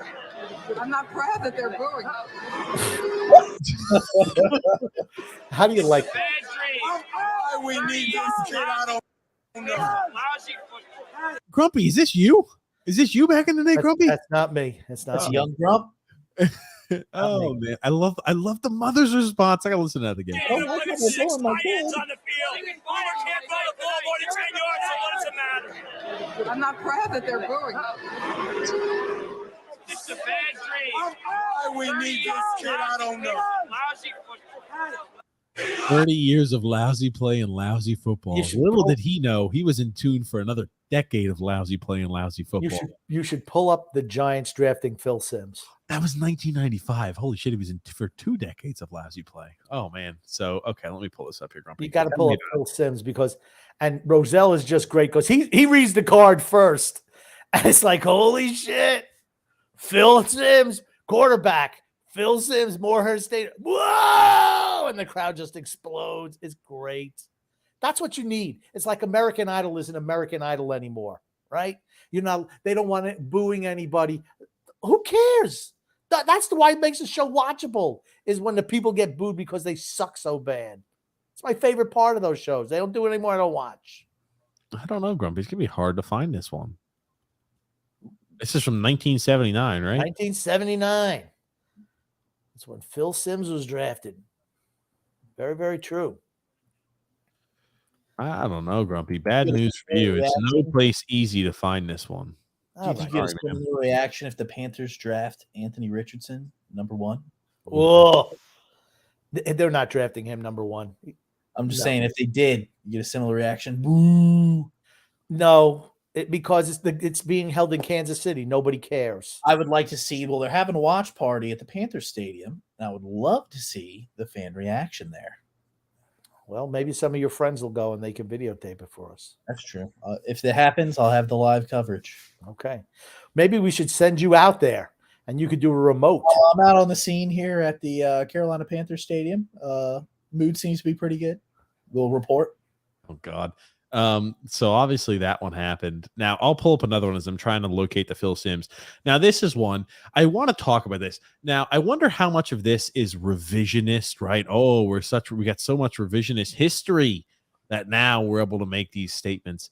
I want to put this up, Grumpy. This is them talking about the comparison, the Colts comparing Ryan Leaf to Peyton Manning. I'll let you listen to it. And I wonder, it wasn't until the end where I'm like, how much of this is bullshit? What he's saying? I have to go back and talk about our meeting with Peyton. This is back at the combine. He came in with a briefcase and a folder. What are you saying, old? Bill Polian looks old as shit. Yeah. He's lost a lot of weight. Mm. He was the Panthers' first general manager. Really? Mm-hmm. Yep. Notepad. And he said, would you mind if I asked you guys a few questions? We said, no, not at all. So keep in mind, this is 20 minutes. So he's asking questions and taking notes, and all of a sudden the horn blows. Things over with. So we stood up and shook hands and said, nice to see you. Thanks for coming. And he said, I'd like you guys to remember this. He said, if you draft me, I'm in the day after the draft. And I said, well, you really can't do that. There's a rule against that. You can't come in until a week after the draft. And he said, well, I don't care about that. You can figure that out, but I'll be there the day after the draft. So then he left the room. We looked at each other and said, holy mackerel, he just interviewed us. How did the Leaf interview go? badly. Jim asked him the very same question that Peyton had, offered up when he's planning on coming in. You can come in a week after the draft. Actually, 5 days, I think, was the rule. And Ryan said, Coach, I can't make that. My buddies and I have a trip planned to Las Vegas, and we've planned this for a long time. And so I'll be in, 3 days or so later. And that obviously wasn't what you wanted to hear. Okay, so apparently the reason why, what stuck in their heads as to why they didn't select Ryan Leaf was because Peyton Manning said, I can get in the day after the draft. I'm going to be in the day after the draft. But Ryan Leaf said, I'm going to go on a planned trip, so I'm going to be 3 days later. That's apparently what made the difference, huh? No, he didn't say that. He just That's what he's intimating, how the difference of the interview went. People forget how close it was. Who was it? Now, this is before you guys, of course, knew anything about it, but people forget that how close it was. Is it going to be Leaf? Is it going to be Manning? Because Leaf was more physically gifted, sure, than Peyton Manning. Hindsight being 2020, no one could say, no one expected Ryan Leaf to flame out like he did. Okay, he had other issues, and that's why the interview process is so important. Right? And all the extracurriculars. And that's what I was about to say, Grumpy. Go ahead. Yeah. Well, that's my point. That's why the interview portion is so similar. And just so important that, okay, yeah, this, like the Richardson kid, got a cannon for an arm, this, that, and the other thing. But at the end of the day, okay, here we go. This is what I wanted to touch on. What? Okay. You're just stopping. That's fine. Whatever. That's it's just important.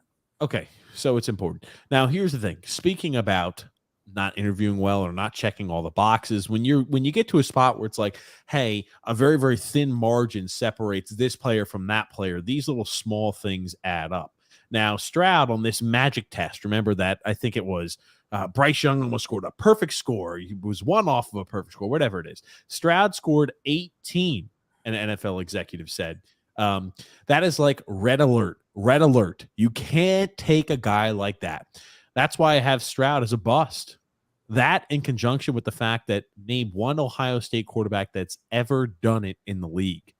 And when another executive was informed that Stroud scored extremely low, he said that it confirmed what he had seen on tape, per Bob McGinn. That was my concern with him, a scout said. His personality is just sort of calm and mellow and laid back, and that's the way that he plays. You look at how Bryce Young plays and how Stroud plays. I don't see how anybody can look at the two play football and you'd want a guy Stroud over Young. Bryce's mind is so quick and he processes the game so fast, whereas with Stroud, everything is much, much more programmed. One NFL executive said, described that the S2 is a great test. That's a test that they took, and said that an AFC executive for quarterbacks, it's been pretty good. Another executive said the S2 is in the inroads early in its existence, testing hitters for Major League Baseball clubs. Then they started doing it in football, and the executive said, if you get that high of a score as a quarterback, it's not saying that you're going to be a great player, but if you get that low of a score, it's 100%. None of the quarterbacks that score that low become good players. Yeah, I know Brock Purdy, I think, last year scored the highest out of all the quarterbacks on this test, by the way. Well, and this is like a percentile, right? So here are the scores of the S2 cognition test. For the quarterbacks. Right, for the quarterbacks. Bryce Young, 98%. Sure. Jake Haener, 96%. He's from Arizona State, maybe? I forget. Okay. Team out west. Will Levis, 93%. Jaron Hall from BYU, 93%. Clayton Tune, I think he was with Houston, 84%. Anthony Richardson, who when they said, well, how did Anthony Richardson? Oh, he was unbelievable. Well, he was just like the sixth quarterback, 79 percentile. Hendon Hooker, 46%, and CJ Stroud, 18%. Yikes. Now, I will tell you this. I think quarterbacks, these tests mean more. But remember when Patrick Peterson on a one-to-lick scored like a 1 or 2, some ridiculously low score, Patrick Peterson's going to be a Hall of Fame safety. Right? Quarterback is different. That's what I said. Quarterback is different. That's how I prefaced it. Quarterback is different, but it's not end-all, be-all for players. That's all. True. You look at the film, though, and that's everything is like everything's a piece of the puzzle, right? If a kid doesn't interview well, right? Gronkowski goes to New England for an in-person interview, and where they find him, they go in to interview him, he's sleeping on the floor. He turned out to be fantastic. And he turned out to be fantastic because you just can't teach certain things. But a quarterback has to, there's certain things, you can't be non-competitive. And I think that's how CJ Stroud comes off to be? Yes, sorry. Yes, that's how he comes off, is maybe he's just a little bit laid back. You don't see that with Bryce Young. I think Bryce Young is going to be a special player. I really do. Now, X wanted me to bring this up. He messaged me. He said, put this up on screen. Grump, this was your response to the Make-A-Wish kids coming out to announce the picks for the teams. Fuck them kids. Well, response right there. Get another dream. That's all I said. Get another dream. I do have something to show you, Grumpy. X, do you know who this is? You should know who this is. Not this kid. I'm not sure who is that. I don't like this kid being on here. I don't like making fun of kids. Oh, what happened? What happened? Yeah, he's very famous, Grumpy. He Very was famous. smiling, and then as soon as he went to his regular face, I could tell. Hold on a sec. Hey guys. Yep. What's up, James? What's up? Are you getting excited for the draft here in about a week? Yes, I'm ready for the draft.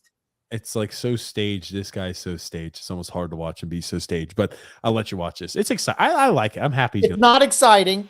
I'm happy. It's not exciting. I don't enjoy this. Just I'm happy he's going to announce a pick. I like what. Oh, this guy's announcing a pick. Yes. Listen. Oh, stop. Yeah, it should be a lot of fun. It's pretty cool. The Chiefs are picking last as the Super Bowl champions in every round. And we actually had a surprise for you if you're free. If you want, we think you'd be a great person to announce one of our day 3 selections on stage on Saturday in Kansas City. How's that sound? Yes, I'm excited to go. Yes, thank you. What happened? I think you'll do a great job. It should be a lot of fun. You can announce the world champion Chiefs select, and we'll let you know who to say. But we think you'll be awesome at it if you're up for it. Yes, I'm up to it. Thank you so much. Thank you. Awesome, man. We can't wait to see you here. I'm so excited. Thank you. Thank you. I hope he does a what happened to the team that lost, to the team that lost. Who the hell did the He's not going to do Eagles? that. I was hoping Philadelphia Eagles. What happened? I was hoping he was going to do a what happened after the Chiefs pick. Oh, But that I would be funny too. I need him to do a what happened, and I need him to do it to the Eagles. That's what I want him to do. Oh man, that would be brutal. I know it would be fantastic. The crowd will be going freaking nuts if that happened. I think they might torch down the city of At least, here's the thing. At least he's not going to announce the Kansas City pick in Philadelphia because he'd get booed. He might get killed if he does that. Oh, yeah. Andriel said, Francisco Alvarez, homer. JP says here, the homer thing is mad goofy. Paulo C says here, the point goal was a good goal, and it should have counted. The puck was loose. The whistle went just a fraction of a second before the puck was in. What about the Marchand goal today, which they allowed? Yeah, I was about to say, right? The disallowed goal they had against Braden Point would have completely just changed the game, too. There would have been 2 goals in that third period also. Tampa Bay totally outplayed Toronto in game 3. Yes. And they got the short end of the stick. I still think Tampa Bay's winning that series. Really? Yep. I just worried too many injuries affect Tampa. They've totally dominated Toronto 2 of the 3 games. The second game, you knew Tampa they got the one game in Toronto they wanted. Couple injuries. It didn't work their way. They came out and they dominated yesterday, and they'll dominate tomorrow as well. Yeah. Drew said here, TJ, by the way, I sent you the sound effects like a week ago through email. Okay, I'm going to look at those. I haven't had a chance to open that email, but I know you sent those to me. And Drew, I don't give a hoot about baseball. Stephen Porter says here, that fight video reminds me of how grumpy almost was with a parent when he saw a punter shank a punt in the stands. It was not a punter. It was the quarterback who just really sucked. Yeah. And the best thing was the guy got pissed off because his kid sucked. It's not my fault. I wasn't even talking to him. He got pissed. But then other fans, after I said, hey, bro, he didn't like me calling bro, first of all. And then he got Who pissed. figured? He was like a 67-year-old man, I think. I He's don't know how old he was. Tough shit. Your kid What was sucked. it like Your Grumpy? kid sucked. What was it- It's not my fault your kid sucked. What was it that you said that got under his skin? I don't even remember. I'm like, dude, you got to get rid of the ball. Didn't you say enter name here? You suck. Isn't it something like that?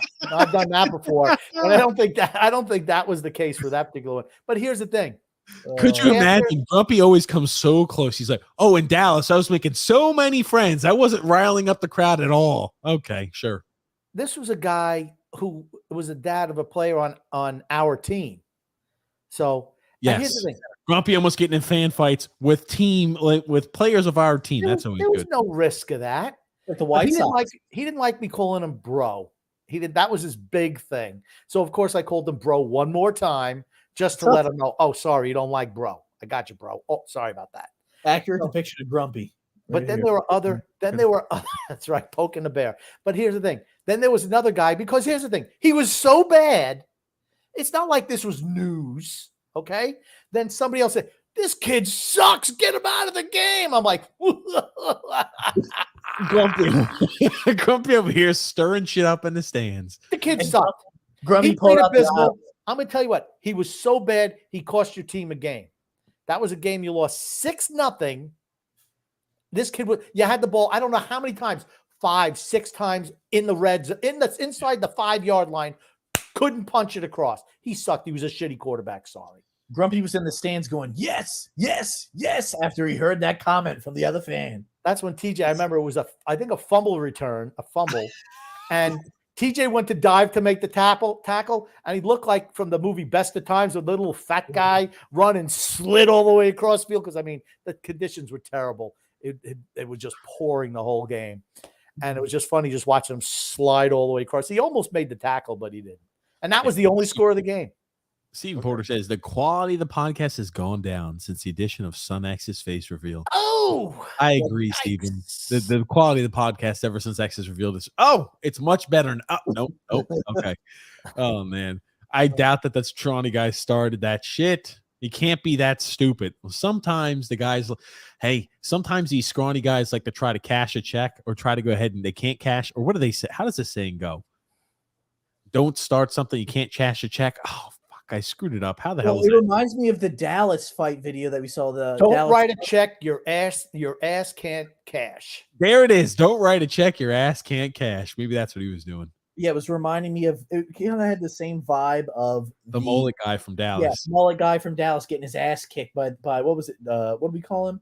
Buff Dad or something like that. I don't even know, but yeah, I do remember that one. Yeah. Oh my god, I do love Frank Lucas in the background, just chilling. Who the hell is Frank Lucas? Okay, I knew it. He was a drug kingpin and pimp in Harlem back in the 60s, 70s. He was part of the kind of like Denzel, I think, played him in American Gangster. Okay. The movie American Gangster. Frank Lucas. Referring to the pimp from the fight video. Drew L said here the dude in the green suit is an LA Fitness or LA's finest pimp. There it is. He absolutely looked like a pimp. I'm surprised he didn't pull this one out when the guy got kind of close to him. Tony G said that kid getting his ass beat looks like he enjoys using the N-word. Who the hell knows what he did? I'd like to know. I don't know what happened. We don't know what happened. We're not even going to try to guess. Can't tell. All we have is the context of him getting his ass beat. That was it. And it was still a fantastic fight. There was a lot going on in one small clip. I'd like to fight back a little bit. I know. Sometimes it's good just to watch just a throttling. Sometimes those are good to watch every once in a while. Now that baseball, he did try and throw some punches. He went, when it gets a little warmer outside. Okay, thanks. Stop. I wanted to punch Grumpy through the computer screen right there. Viewership went to 0 with those. All right, alrighty there, Rocky. Let's go ahead and get back on schedule. Now, I will say, as it gets warmer out there in the MLB season, people need to cool off, and the best way to cool off is an ice cold beer, and usually that leads to more fan fights. Not Bud Light, though. It doesn't matter. Ice cold beer. Man, that dude should have gone easier on him. He could have hit his head in the ground or a chair. And night, jail. Yeah, he's going to be probably going some. Yeah, I'm about to say. Wickerman said there's no reason for that guy to keep pounding him like that. Yeah, but and what for our viewing enjoyment, it was there. Joseph C said, I knew the Devils weren't out of it yet. They made a smart decision by getting Vanacek out for Schmidt, and he looked great yesterday. So did Igor. But hey, the Rangers went 0 for 5 on the power play. Okay. What do you the think? Rangers are winning tomorrow? that series. When the Rangers win tomorrow night, they close them out the next game in Jersey. The Rangers are just better than the Devils. The Devils have to learn how to win. Yes. I mean, the Devils were a terrible team last year, and just making the playoffs is that's a real plus for them. Paulo, she says, we had to win game 2 because we had them down 3-2 late in the game and scored 3 goals. And the 3 goals should have been enough to win with Sorokin because it's a game for him to win us the game. Yeah, Paulo, we're just unfortunately not as good. We are a record against Carolina over the last 18 games. We've won 3 out of our last 18 games against Carolina. 3 wins, 15 losses. I know Phil's facts went ahead and tried to explain, well, this team's completely different and the other team's completely different, and that's going to have a completely different outcome on the game. Yeah, Carolina and the way that they play and the style of player they have just eat us alive. 3 wins and 15 losses in the last 18 games against them. And here's another wake-up call for Islander fans. Carolina's a really, really young team. You see guys like Jarvis and Nietzsche's. Sure. They're just going to get better. Aho's at his peak. Sure. These are just guys who are going to get better and better and better. Yep. Drew L said here, the NBA ref that got caught for gambling was scapegoated. The deep dark secret is that all of the refs gamble on the NBA, probably in all sports too. I wouldn't be shocked at all, Drew. Gungun says, go ahead, X. Well, I said all sports are rigged. There it is. Gungun says, how come more young people don't wear suspenders? Give it 10 years, and I think it'll be back in style. Yeah. 10 years, and it'll be back in style there, Gungun. I remember my dad had suspenders. I didn't mind that he wore suspenders, but he had these. They were horrible. They were great. They were the worst. They were like rulers. Yeah, I like those. Measuring tape. Like measuring. I'm like, okay. Great. They were just horrible. They didn't go with anything he wore. He would wear his jeans and a T-shirt and with these white T-shirt. Always he had some color ones. Gray, yeah. Sometimes, yeah, I guess he did. Blue. You know, believe me, when I was a kid, he wore the jeans. No. Yes, always plain white, plain whatever. Please. When I was a kid, he wore just a plain white T-shirt every day. That's it. Plain white T-shirt, jeans, and he had the bottoms cuffed up and rolled up because they were too long. So we roll them up. Every day, wear work shoes my whole life. He never owned a pair of damn sneakers, ever. And he always had a frown on during picture Always time. had a frown on too. No need to smile. He's not a trained SEAL. That's for certain. That's right. Jackson T said Islanders sold the series. No. Joseph C says here, I could have put that guy in a guillotine and choked him out the way he had him. Absolutely. Gungun said, regrets? I have a few. Sinatra or Lamarillo? Both, right? No, Sinatra. Lamarillo will never regret that. Never say that he has any regrets. Okay. Well, I guess there we have it. But he did do it his way. He did it my way. Yeah, sure enough. I want to show you. I've got a few more things I want to pop up really quickly about some NFL news. They're saying Zay Flowers. Some NFL scouts believe Zay Flowers is going to be the first wide receiver off the board. That's apparently news. I'm like, wow. Guess I'm kind of shocked. And then Ryan Tannehill is available for trade, as is his $36 million cap hit. So Tennessee looking to trade away Ryan Tannehill. Maybe the Jets pick him up if the Aaron Rodgers deal falls through. I will tell you this: everybody knew when they gave Ryan Tannehill that huge extension after a contract, after a freaking career year and a contract season. That was a dumb decision. Sure enough, it was. Big rumors were that Tom Brady, that was the guy that he went on the show and said, they signed that MRFer over me. You got to be kidding me. When they signed Tannehill as opposed to signing Brady, the Titans, when he was a free agent in 2019. Who knows? Who knows? And no point to speculate on it because you originally used to say it was Jimmy Garoppolo. Who the hell knows? We'll never know. Now this is fun. After that 2015 NFL draft, look at how many busts there were in that first round. Jameis Winston, Marcus Mariota. What? Dante Oh. Amari Cooper, Brandon Shreve. I like Amari Cooper and Brandon Shreve have both panned out. Yep. Leonard Williams, he's panned out. Yep, absolutely. Evan White. Oh. Vic Beasley. Oh. Eric Flowers. And I knew that selection, that was the shittiest pick. They could have got, who the hell was the guy that Ardris Pete? Much better than freaking damn Eric Flowers. I knew as soon as that selection was done, I'm like, that's a bad choice. And then Todd Gurley. Todd Gurley was good. Yep. Hey, we talked about it before. Maybe a Hall of Famer, depending on that span. But Todd Gurley, already so many of those players are already out of the league. It's hard to believe that 2015 draft. Only 8 years ago. Very true. That's a long time for an NFL player, though. 8 years is a long time. Most guys, 3-4 years are out of the league. What is it, do you think, that makes these guys so good in college where they just can't transition to the pros? They've got good system. They play in systems that are tailor-made for them. The players they have around them for the level of competition they play are fantastic. When you get in the league, teams scheme around you. There's a lot more film. There's a lot more study. As much as college goes into, hey, it's a very, very in-depth game plan, the NFL is 10 times more as in-depth and meticulous.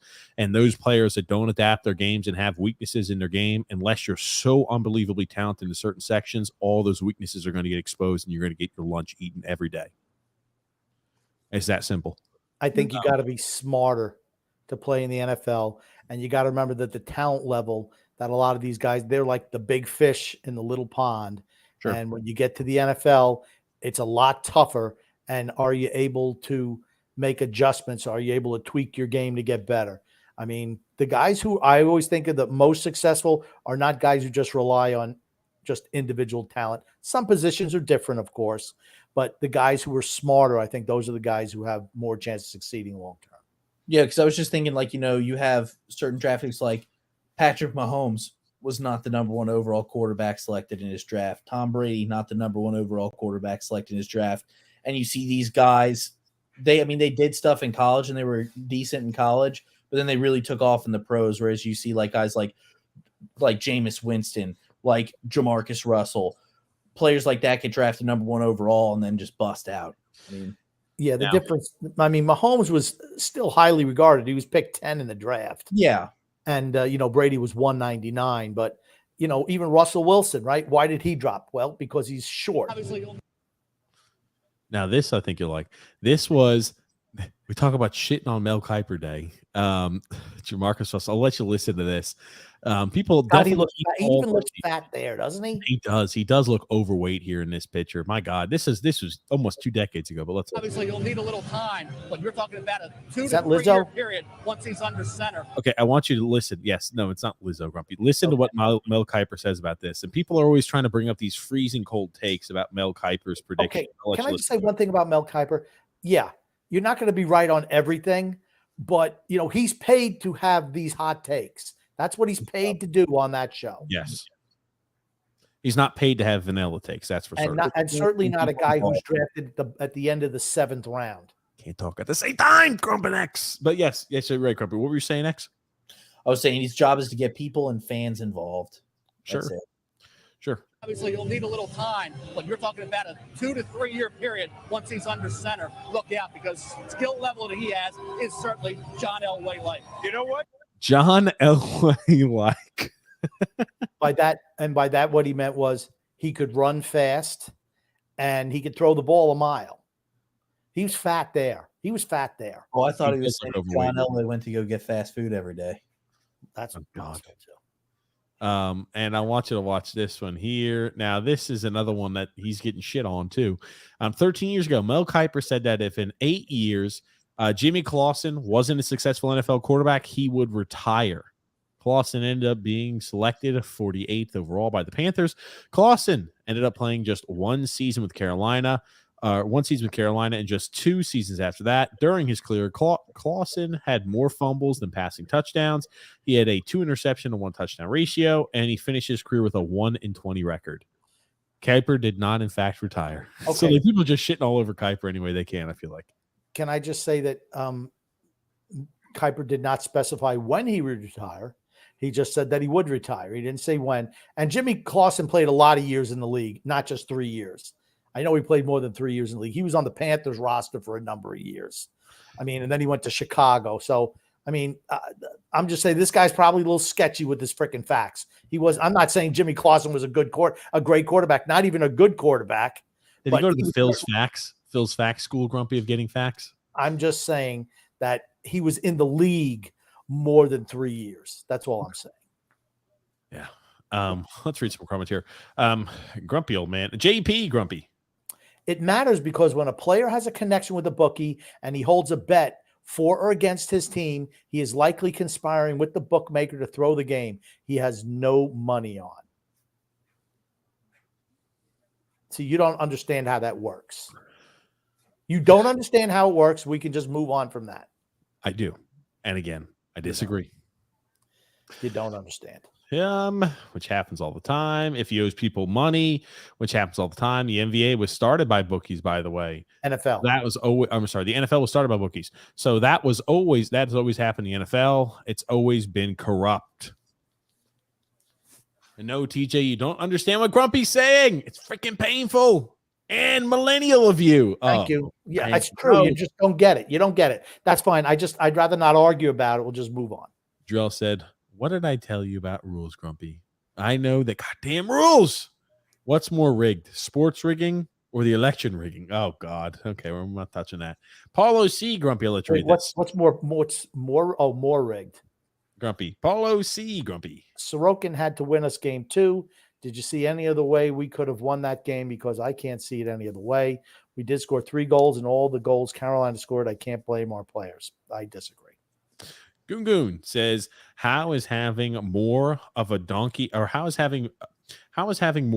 dunk season after the big respective trade Soto or Horvat? I'm sorry, who is having more of a donkey dunk season after the big respective trade, Horvat or Juan Soto? Okay.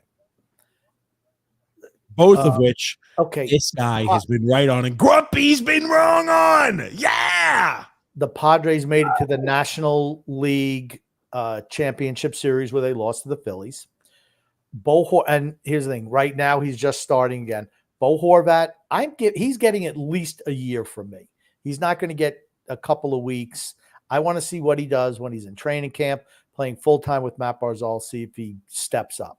It could be a horrific trade. I didn't want to trade him. I did want him on team, not through a trade. Sign him as a UFA. That was my preferred. I didn't want to give up any assets for Bo Horvat. That's the difference for me. I mean, Soto is only 24 and Horvat's 28. So that's a difference also. I'm going to tell you this, Grumpy. And the Padres went further with Soto than the Islanders are going to go with Horvat. That's for certain. I think Juan Soto has had more of a disappointing season than Bo Horvat. I will still get Bo Horvat next year with a healthy Matt Barzal. I'll let you that. Drew L. Grumpy. I'm going to run to the restroom. The fact that TJ prides himself so much on getting Baker Mayfield right is hilarious. Congratulations. You want a cookie because 99.9% of the people also predicted that about Baker. What do you think, X? I like Baker. I think he's another guy who's really a system quarterback. That's why he was so successful at Oklahoma. I mean, he's not really much of a professional player. Like, I can respect that, but I don't know. I still like him. I feel like he gets, especially here in Carolina, I feel like people they were hyped for him coming here, and then they immediately jumped off because, well, he wasn't performing after 2-3 weeks in the season. It's like, well, your offensive line sucks. He's nobody to throw the ball to. What do you expect? He's got to learn a whole new system. Exactly. But my thing is, I mean, he went to the Rams and he played really well. Yeah. It's just, I think he's gotten a little bit of a raw deal everywhere he's been. Tampa Bay's another crappy team, but he will be the starter there. I think their head coach is terrible. New offensive system. I wish him well. I really do. He's going to suck there, though. I mean, it's bound to happen. Honestly, any quarterback who went to play for Tampa was going to suck. Anybody after Brady went there, they're just going to pale in comparison. Yep. Tony Cheese says, Wilt loved his white girls. All right, he did, but he loved black girls too. I think he loved every woman. I think he said that he had over, gosh, 400, 500, I think it was. No, I think he said he had 10,000 sexual partners. I tried to count up the days. I don't know how the hell he did it. I mean, multiple in one day. Oh, absolutely. Yeah. So I mean, 3-4 a day. I mean, if you kind of Yeah, add it up, average. if you do the math, it's like, man, he's had a hell of a busy life. That's all I'm going to say. Frank from Empire State says Shaq was too fat to deal with the great Wilt Chamberlain. Here's the thing: he would have fouled out. Young Shaq was not that fat. Young Shaq was not. Prime Shaq, absolutely not. Wilt was good enough to play for the Harlem Globetrotters. He would have walked around Shaq, walked around him. Drew says, in all due respect, Wilt might be the only player where I can say he would have dominated in any era. Dude was 7'4". Wrong, he was 7'2". Stronger than Arnold Schwarzenegger. He was super strong and was as fast as a track star, enough said, and good enough to play for the Harlem Globetrotters, where you had to be able to dribble and every other thing. I mean, I'm saying Joel Embiid can do a lot of that same stuff, though, now. Joel Embiid is a phenomenal dribbler. He can shoot fades, and he's fast with the ball. Okay. I'm just saying. Mario says, I 1,000% agree with Grumpy. I don't know what about, but hey, thank you, and I know he's right. I know it's not about the Babe Ruth. Paulo C says, guys, I want to ask you a question. Did Sorokin win us game 3? If not, and if he didn't, win us a game yet when we can't and won't and don't deserve to beat Carolina? I think Rata, right? That's the keep for Carolina. Mm-hmm. I think he lost them game 3, giving up 4 goals in 2 minutes? I'm going to say that, yeah, for me, the Islanders deserve to win game 3. The deflection goal, which made it 2-1. After that, he shit the bed. But, with 2-1, they weren't coming back. So, I mean, that was, I knew the Islanders were going to win one game. I thought it would be game 3, and that's what it was.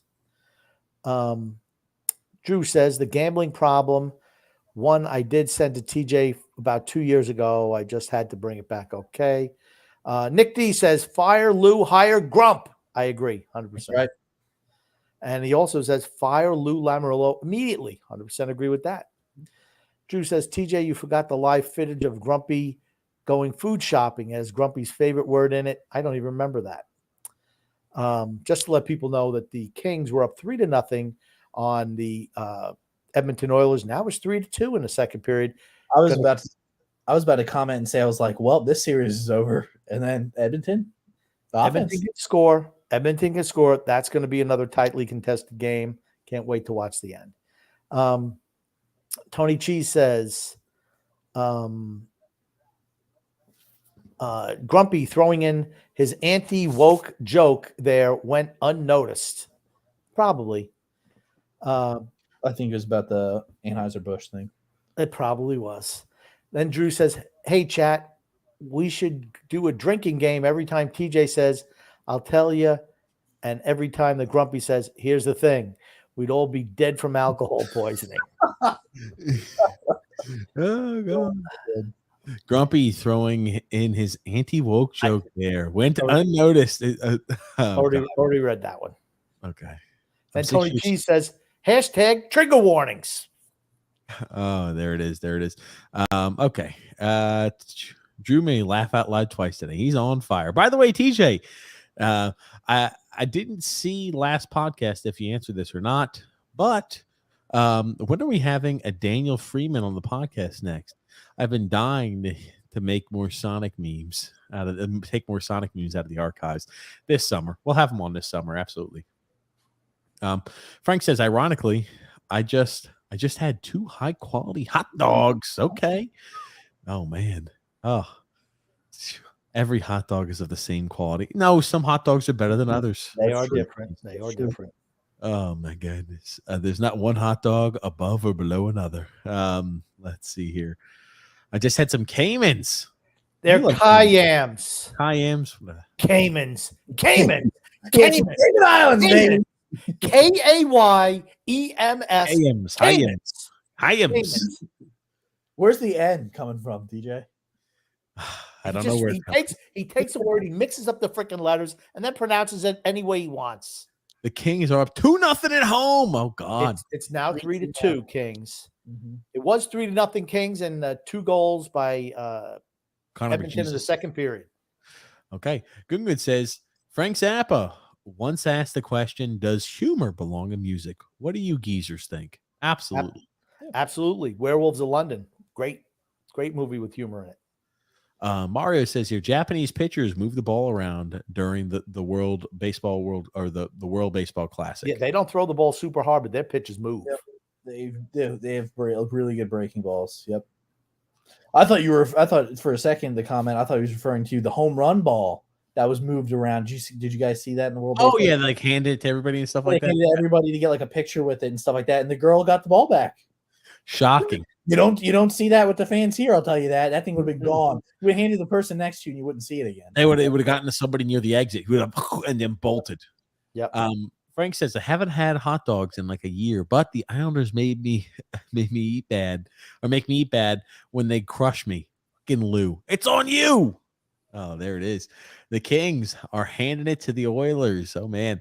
And look, I know when people said get your back into it, but Carl Hubbard throwing motion is what I'd imagine if we hoopin' was throwing a pitch. It's Hubble, Carl Hubble. Sorry, Hubble. He spelled it wrong, but it's Carl Hubble. Okay, perfect. But yeah, I was just reading what was on the screen. But Carl Hubble, that's what we hoopin'. Grumpy, your favorite. We hoopin'. Another freaking loser. Meet and greet. Here you go, Grumpy. Drew L. Yeah, Grumpy. You know what TJ was swinging? Some freaking G-hacks, baby.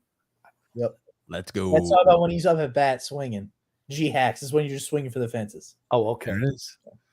Yeah. And did anybody ever realize that a Reggie bar was merely a hamburger-shaped Babe Ruth bar or Baby Ruth bar?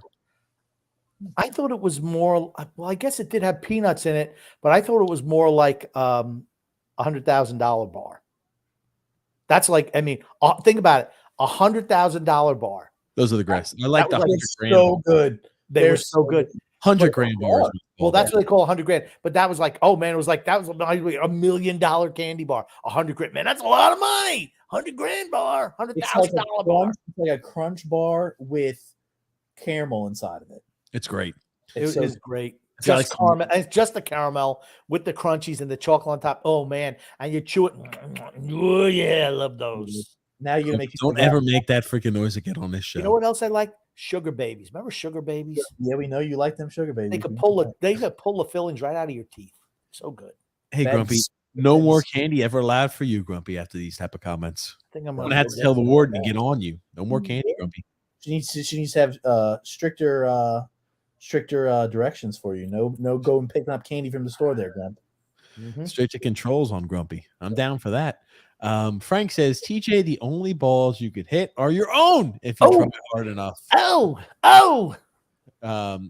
Mario says, TJ, use a browser called Brave. There are no ads on YouTube videos there. Okay, well, there we know. Okay. Okay. Gotcha. We'll be using Brave. Frank says here, that was a bullshit embellishment call.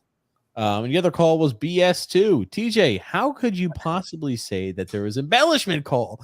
Had no effect on the game. I'm really concerned. UFCT, WTF. It cost us a power play. We were on the power play at the time. It did not cost us a power play. We were still on the power play.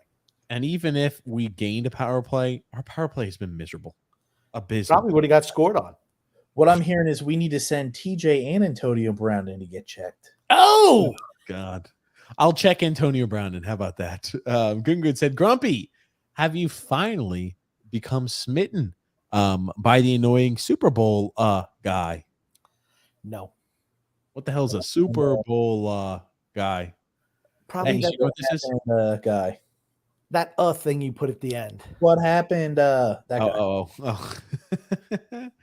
guy. Hudson Fashing did nothing all series. Engvald was more effective. That's not true. They've been benched. They benched Hudson. They should have benched Hudson Fashing and played Josh Bailey. I like Hudson, but he's in over his head. Okay. I disagree, Frank. You're begging on a guy who's a fourth line player.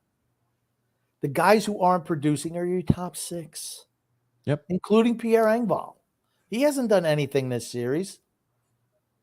And here's the thing, Carolina doesn't hit anybody. Can you imagine if he played a physical team? Yikes.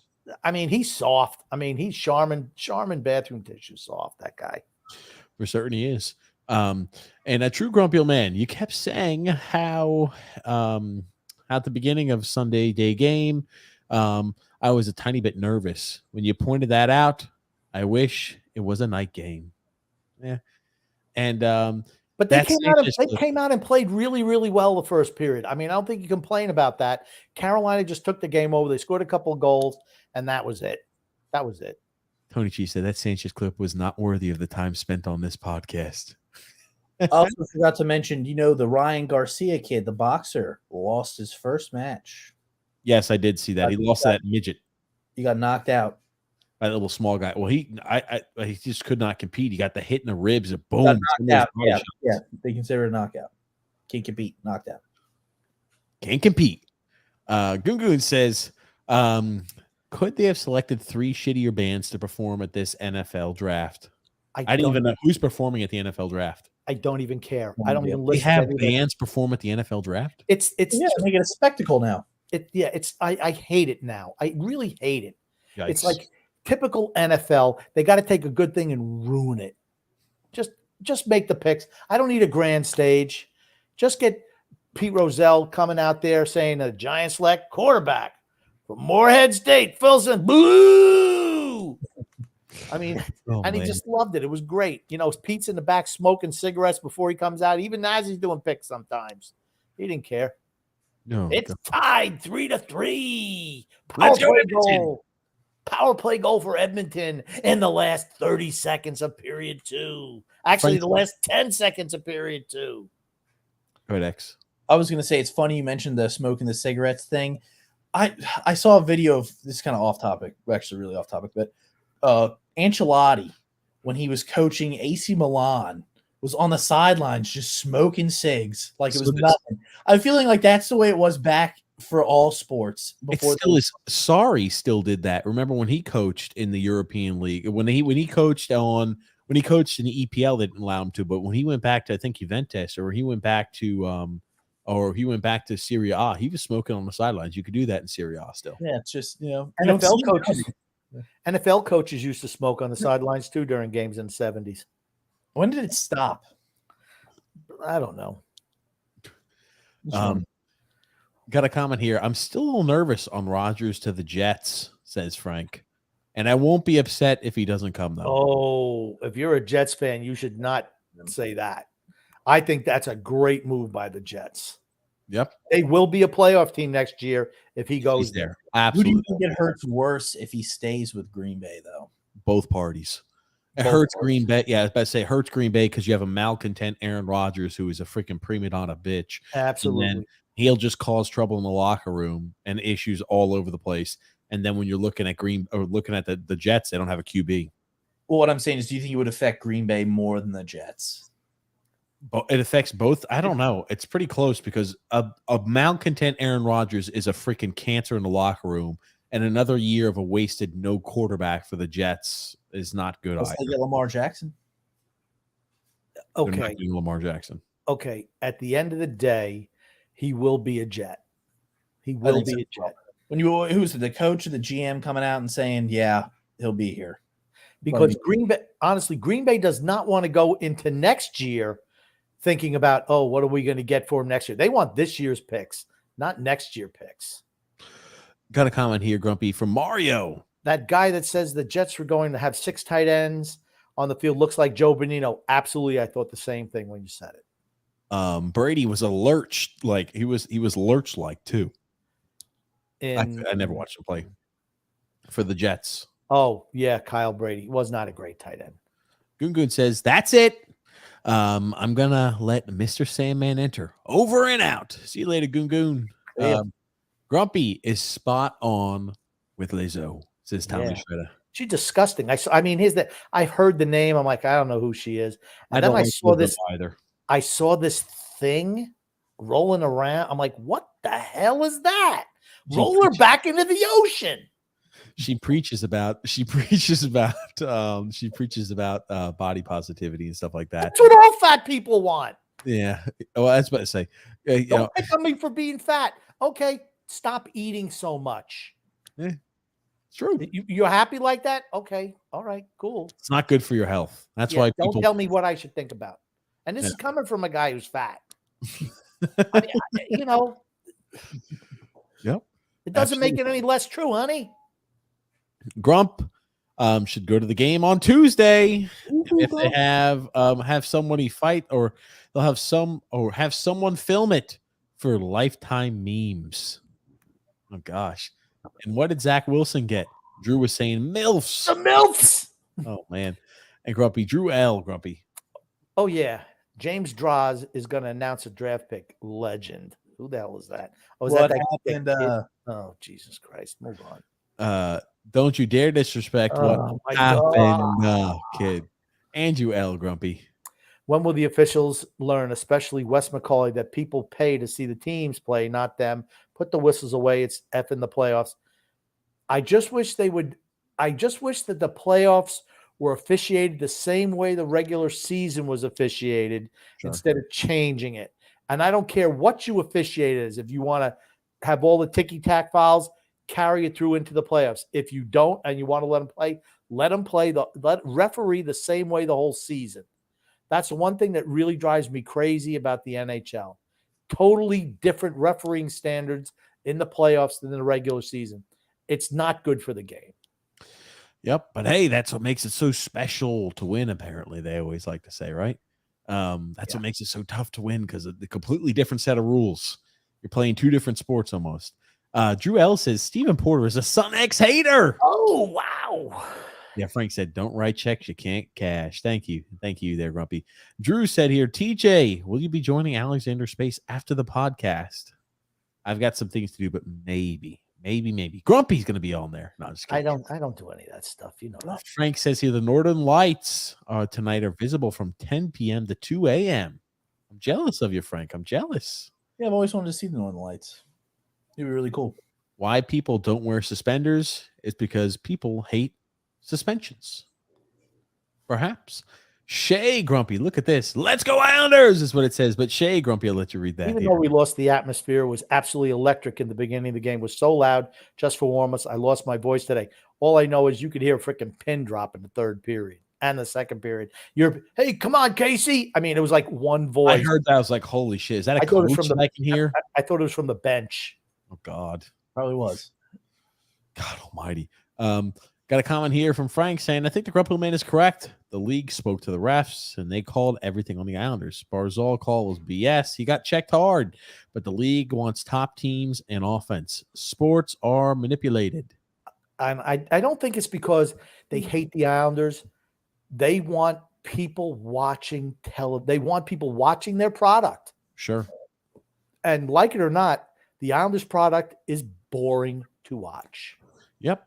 And when we play that style, really tough to get eyes and really tough to get people excited. Third parties, they want teams that are physical. They also want teams that have talent and could do, when they're like, oh man, we see guys like we see the Stars in Minnesota mixing up. You see high-end talent in that. What are you about to say, Grumpy? They've legislated the physicality out of the game. So I don't think they want teams that are tough. I think they want teams that are fast and skilled and can show people, most people can't skate, period, and let alone be able to do magical things like that while skating. I think that's what they want. It's like, wow, look at that guy skating, being able to do those moves. That's what they want people. They want Connor McDavids. They want Dreisaitl's. They want Crosby's. They don't want Tom Wilson's. Exciting fire engine hockey is what they want. They want Matt Barzal's out there. They absolutely do. Really fast guys. Yep. By the way, the game is tied up now 3-3. I said that earlier, X. Thanks for playing. I heard you say 2. I heard you say 3-2 or 3-2. Sorry. 3-3. And then Shay said, "Oh, so TJ, you will give poor Horvat an extra year, but you won't give Romanoff even half a season. Man, your bias truly shows." Hold on, Romanoff's been here the whole year. No, TJ doesn't want to give Horvat anything. I give Horvat a year. I said I'll give him until next year to see how he produces with a healthy Matt Barzal. I'm still waiting on him. You shouldn't have a player that you're paying $8.5 million a year that has to be reliant upon somebody else to perform. I don't believe that's a good thing. Romanov has been here the whole year. Bo Horvat is playing with about a Matt Barzal at 60 or 70% out there on the ice. So, right, the thing is, right, we wanted to see what he was like with a healthy Matt Barzal. He's still not playing with a healthy Matt Barzal. I'll wait until next year to see how things start. But yeah, I'd say both of those trades are underwhelming. Both Romanoff and Bo Horvat have both underwhelmed. Circumstances aside, they've both underwhelmed after being traded to the Islanders. Andrew L. said Bailey in Game 5. Please, God, no. It wouldn't surprise me if he plays on the fourth line in Game 5. Mario says here, the Oilers score their second goal after Zebras didn't call McDavid for tripping Doughty behind the net. Oh, gosh. Okay. The league wants Connor McDavid moving forward without a doubt. Yes. Here's the thing, though. The Kings are a good team. The Kings aren't buying into that. It's going to be an exciting third period and maybe overtime. And I just don't think that Edmonton's clutch enough to win this. I'm not saying they won't win this series. I just don't think they're good enough. And then Shay says here, to make it clear, I'm not a Horvat hater, and we'll give him another year as well. Yeah, I explain what my thoughts are. JP says here, Grumpy, I think we both kissed our sister in fantasy baseball this week. Got a tie. I don't think so, Drew, because I had a game-winning RBI today, and that's going to put that category, JP, I'm sorry, that's going to put that category into a tie, which gives me the win. Thank you. That's assuming he didn't have any game-winning RBIs. He didn't. I already checked. Oh. The motherfucking power play. The Oilers got a goddamn motherfucking power play. Oh gosh. Drew, are you? Hey, look at TJ's face. Yes. Okay. And then Apollo C says here, the first penalty on us on Parise because he was pushed into Ronta, and that was big because it ended the part of it ended as a 5-on-3 power play in which they scored for Carolina. You know what? The Islanders have been living on the razor's edge with the aggressive play. That's the only way they can keep up with Carolina, and they got popped. They got called on it. Not allowed to hit the goalie, not allowed to touch him. Not allowed to do it. Sure. Ladies and gentlemen, here we are, and I'm trying to see, we are at the end of today's show. Next show is going to be our draft spectacular. Woo! I'm going to try to be here on time. I got to be here on time for it. We got to start early, right? I don't know how early we're going to be starting, Grumpy. I have 8 o'clock. It's got to be 8 o'clock. Can't be 9 o'clock. Sure. 8 o'clock Eastern. We'll start. I might be doing that one from your abode. Well, no, you can do it from your house. I don't want you over here. Oh. Okay. Well, I don't know what time the draft starts. Maybe it starts at 7. It starts at 8, or maybe it does start. Maybe it's. I don't know. I'll look into it. Hold on. We got to be on time for that. Yes. They're not going to hold the draft up because TJ time is not. Got to make a call into Goodell. Hold on one second. TJ's running a couple minutes late. He's got to take his 18th pee of the day. It starts at Thursday. Starts at 8 p.m. Eastern Standard Time. Okay. I can be there by 8 p.m. I would hope so. 8 p.m. Eastern Standard Time. Yeah. Yes, I'll be there. I'll be there. That's for certain. But Grumpy, Sonex, we're here at the end of the show. What do you guys want to say before we wrap things up? I want to say love and laughter to everyone who listens, and even those who don't. From TJ, the Grumpy Old Man, and Sonex. And Sonex, what do you want to say before we wrap things up today? Just want to thank everybody for coming out and listening, and thank you so much for the support. Hope you all enjoyed the show. Thank you guys for tuning in. Hit the like button. Hit the thumbs up. That's right. And thank you guys so much for commenting in, talking some sports with us on this great Sunday before the NFL Draft Spectacular. Thank you so much, guys. We'll be live with you on Thursday at 8 p.m. Eastern Standard Time for the NHL or for the NFL Draft. I'm sorry. Thank you so much, everybody, for tuning in. Thank you so much, Grumpy Old Man and Son X. My pleasure.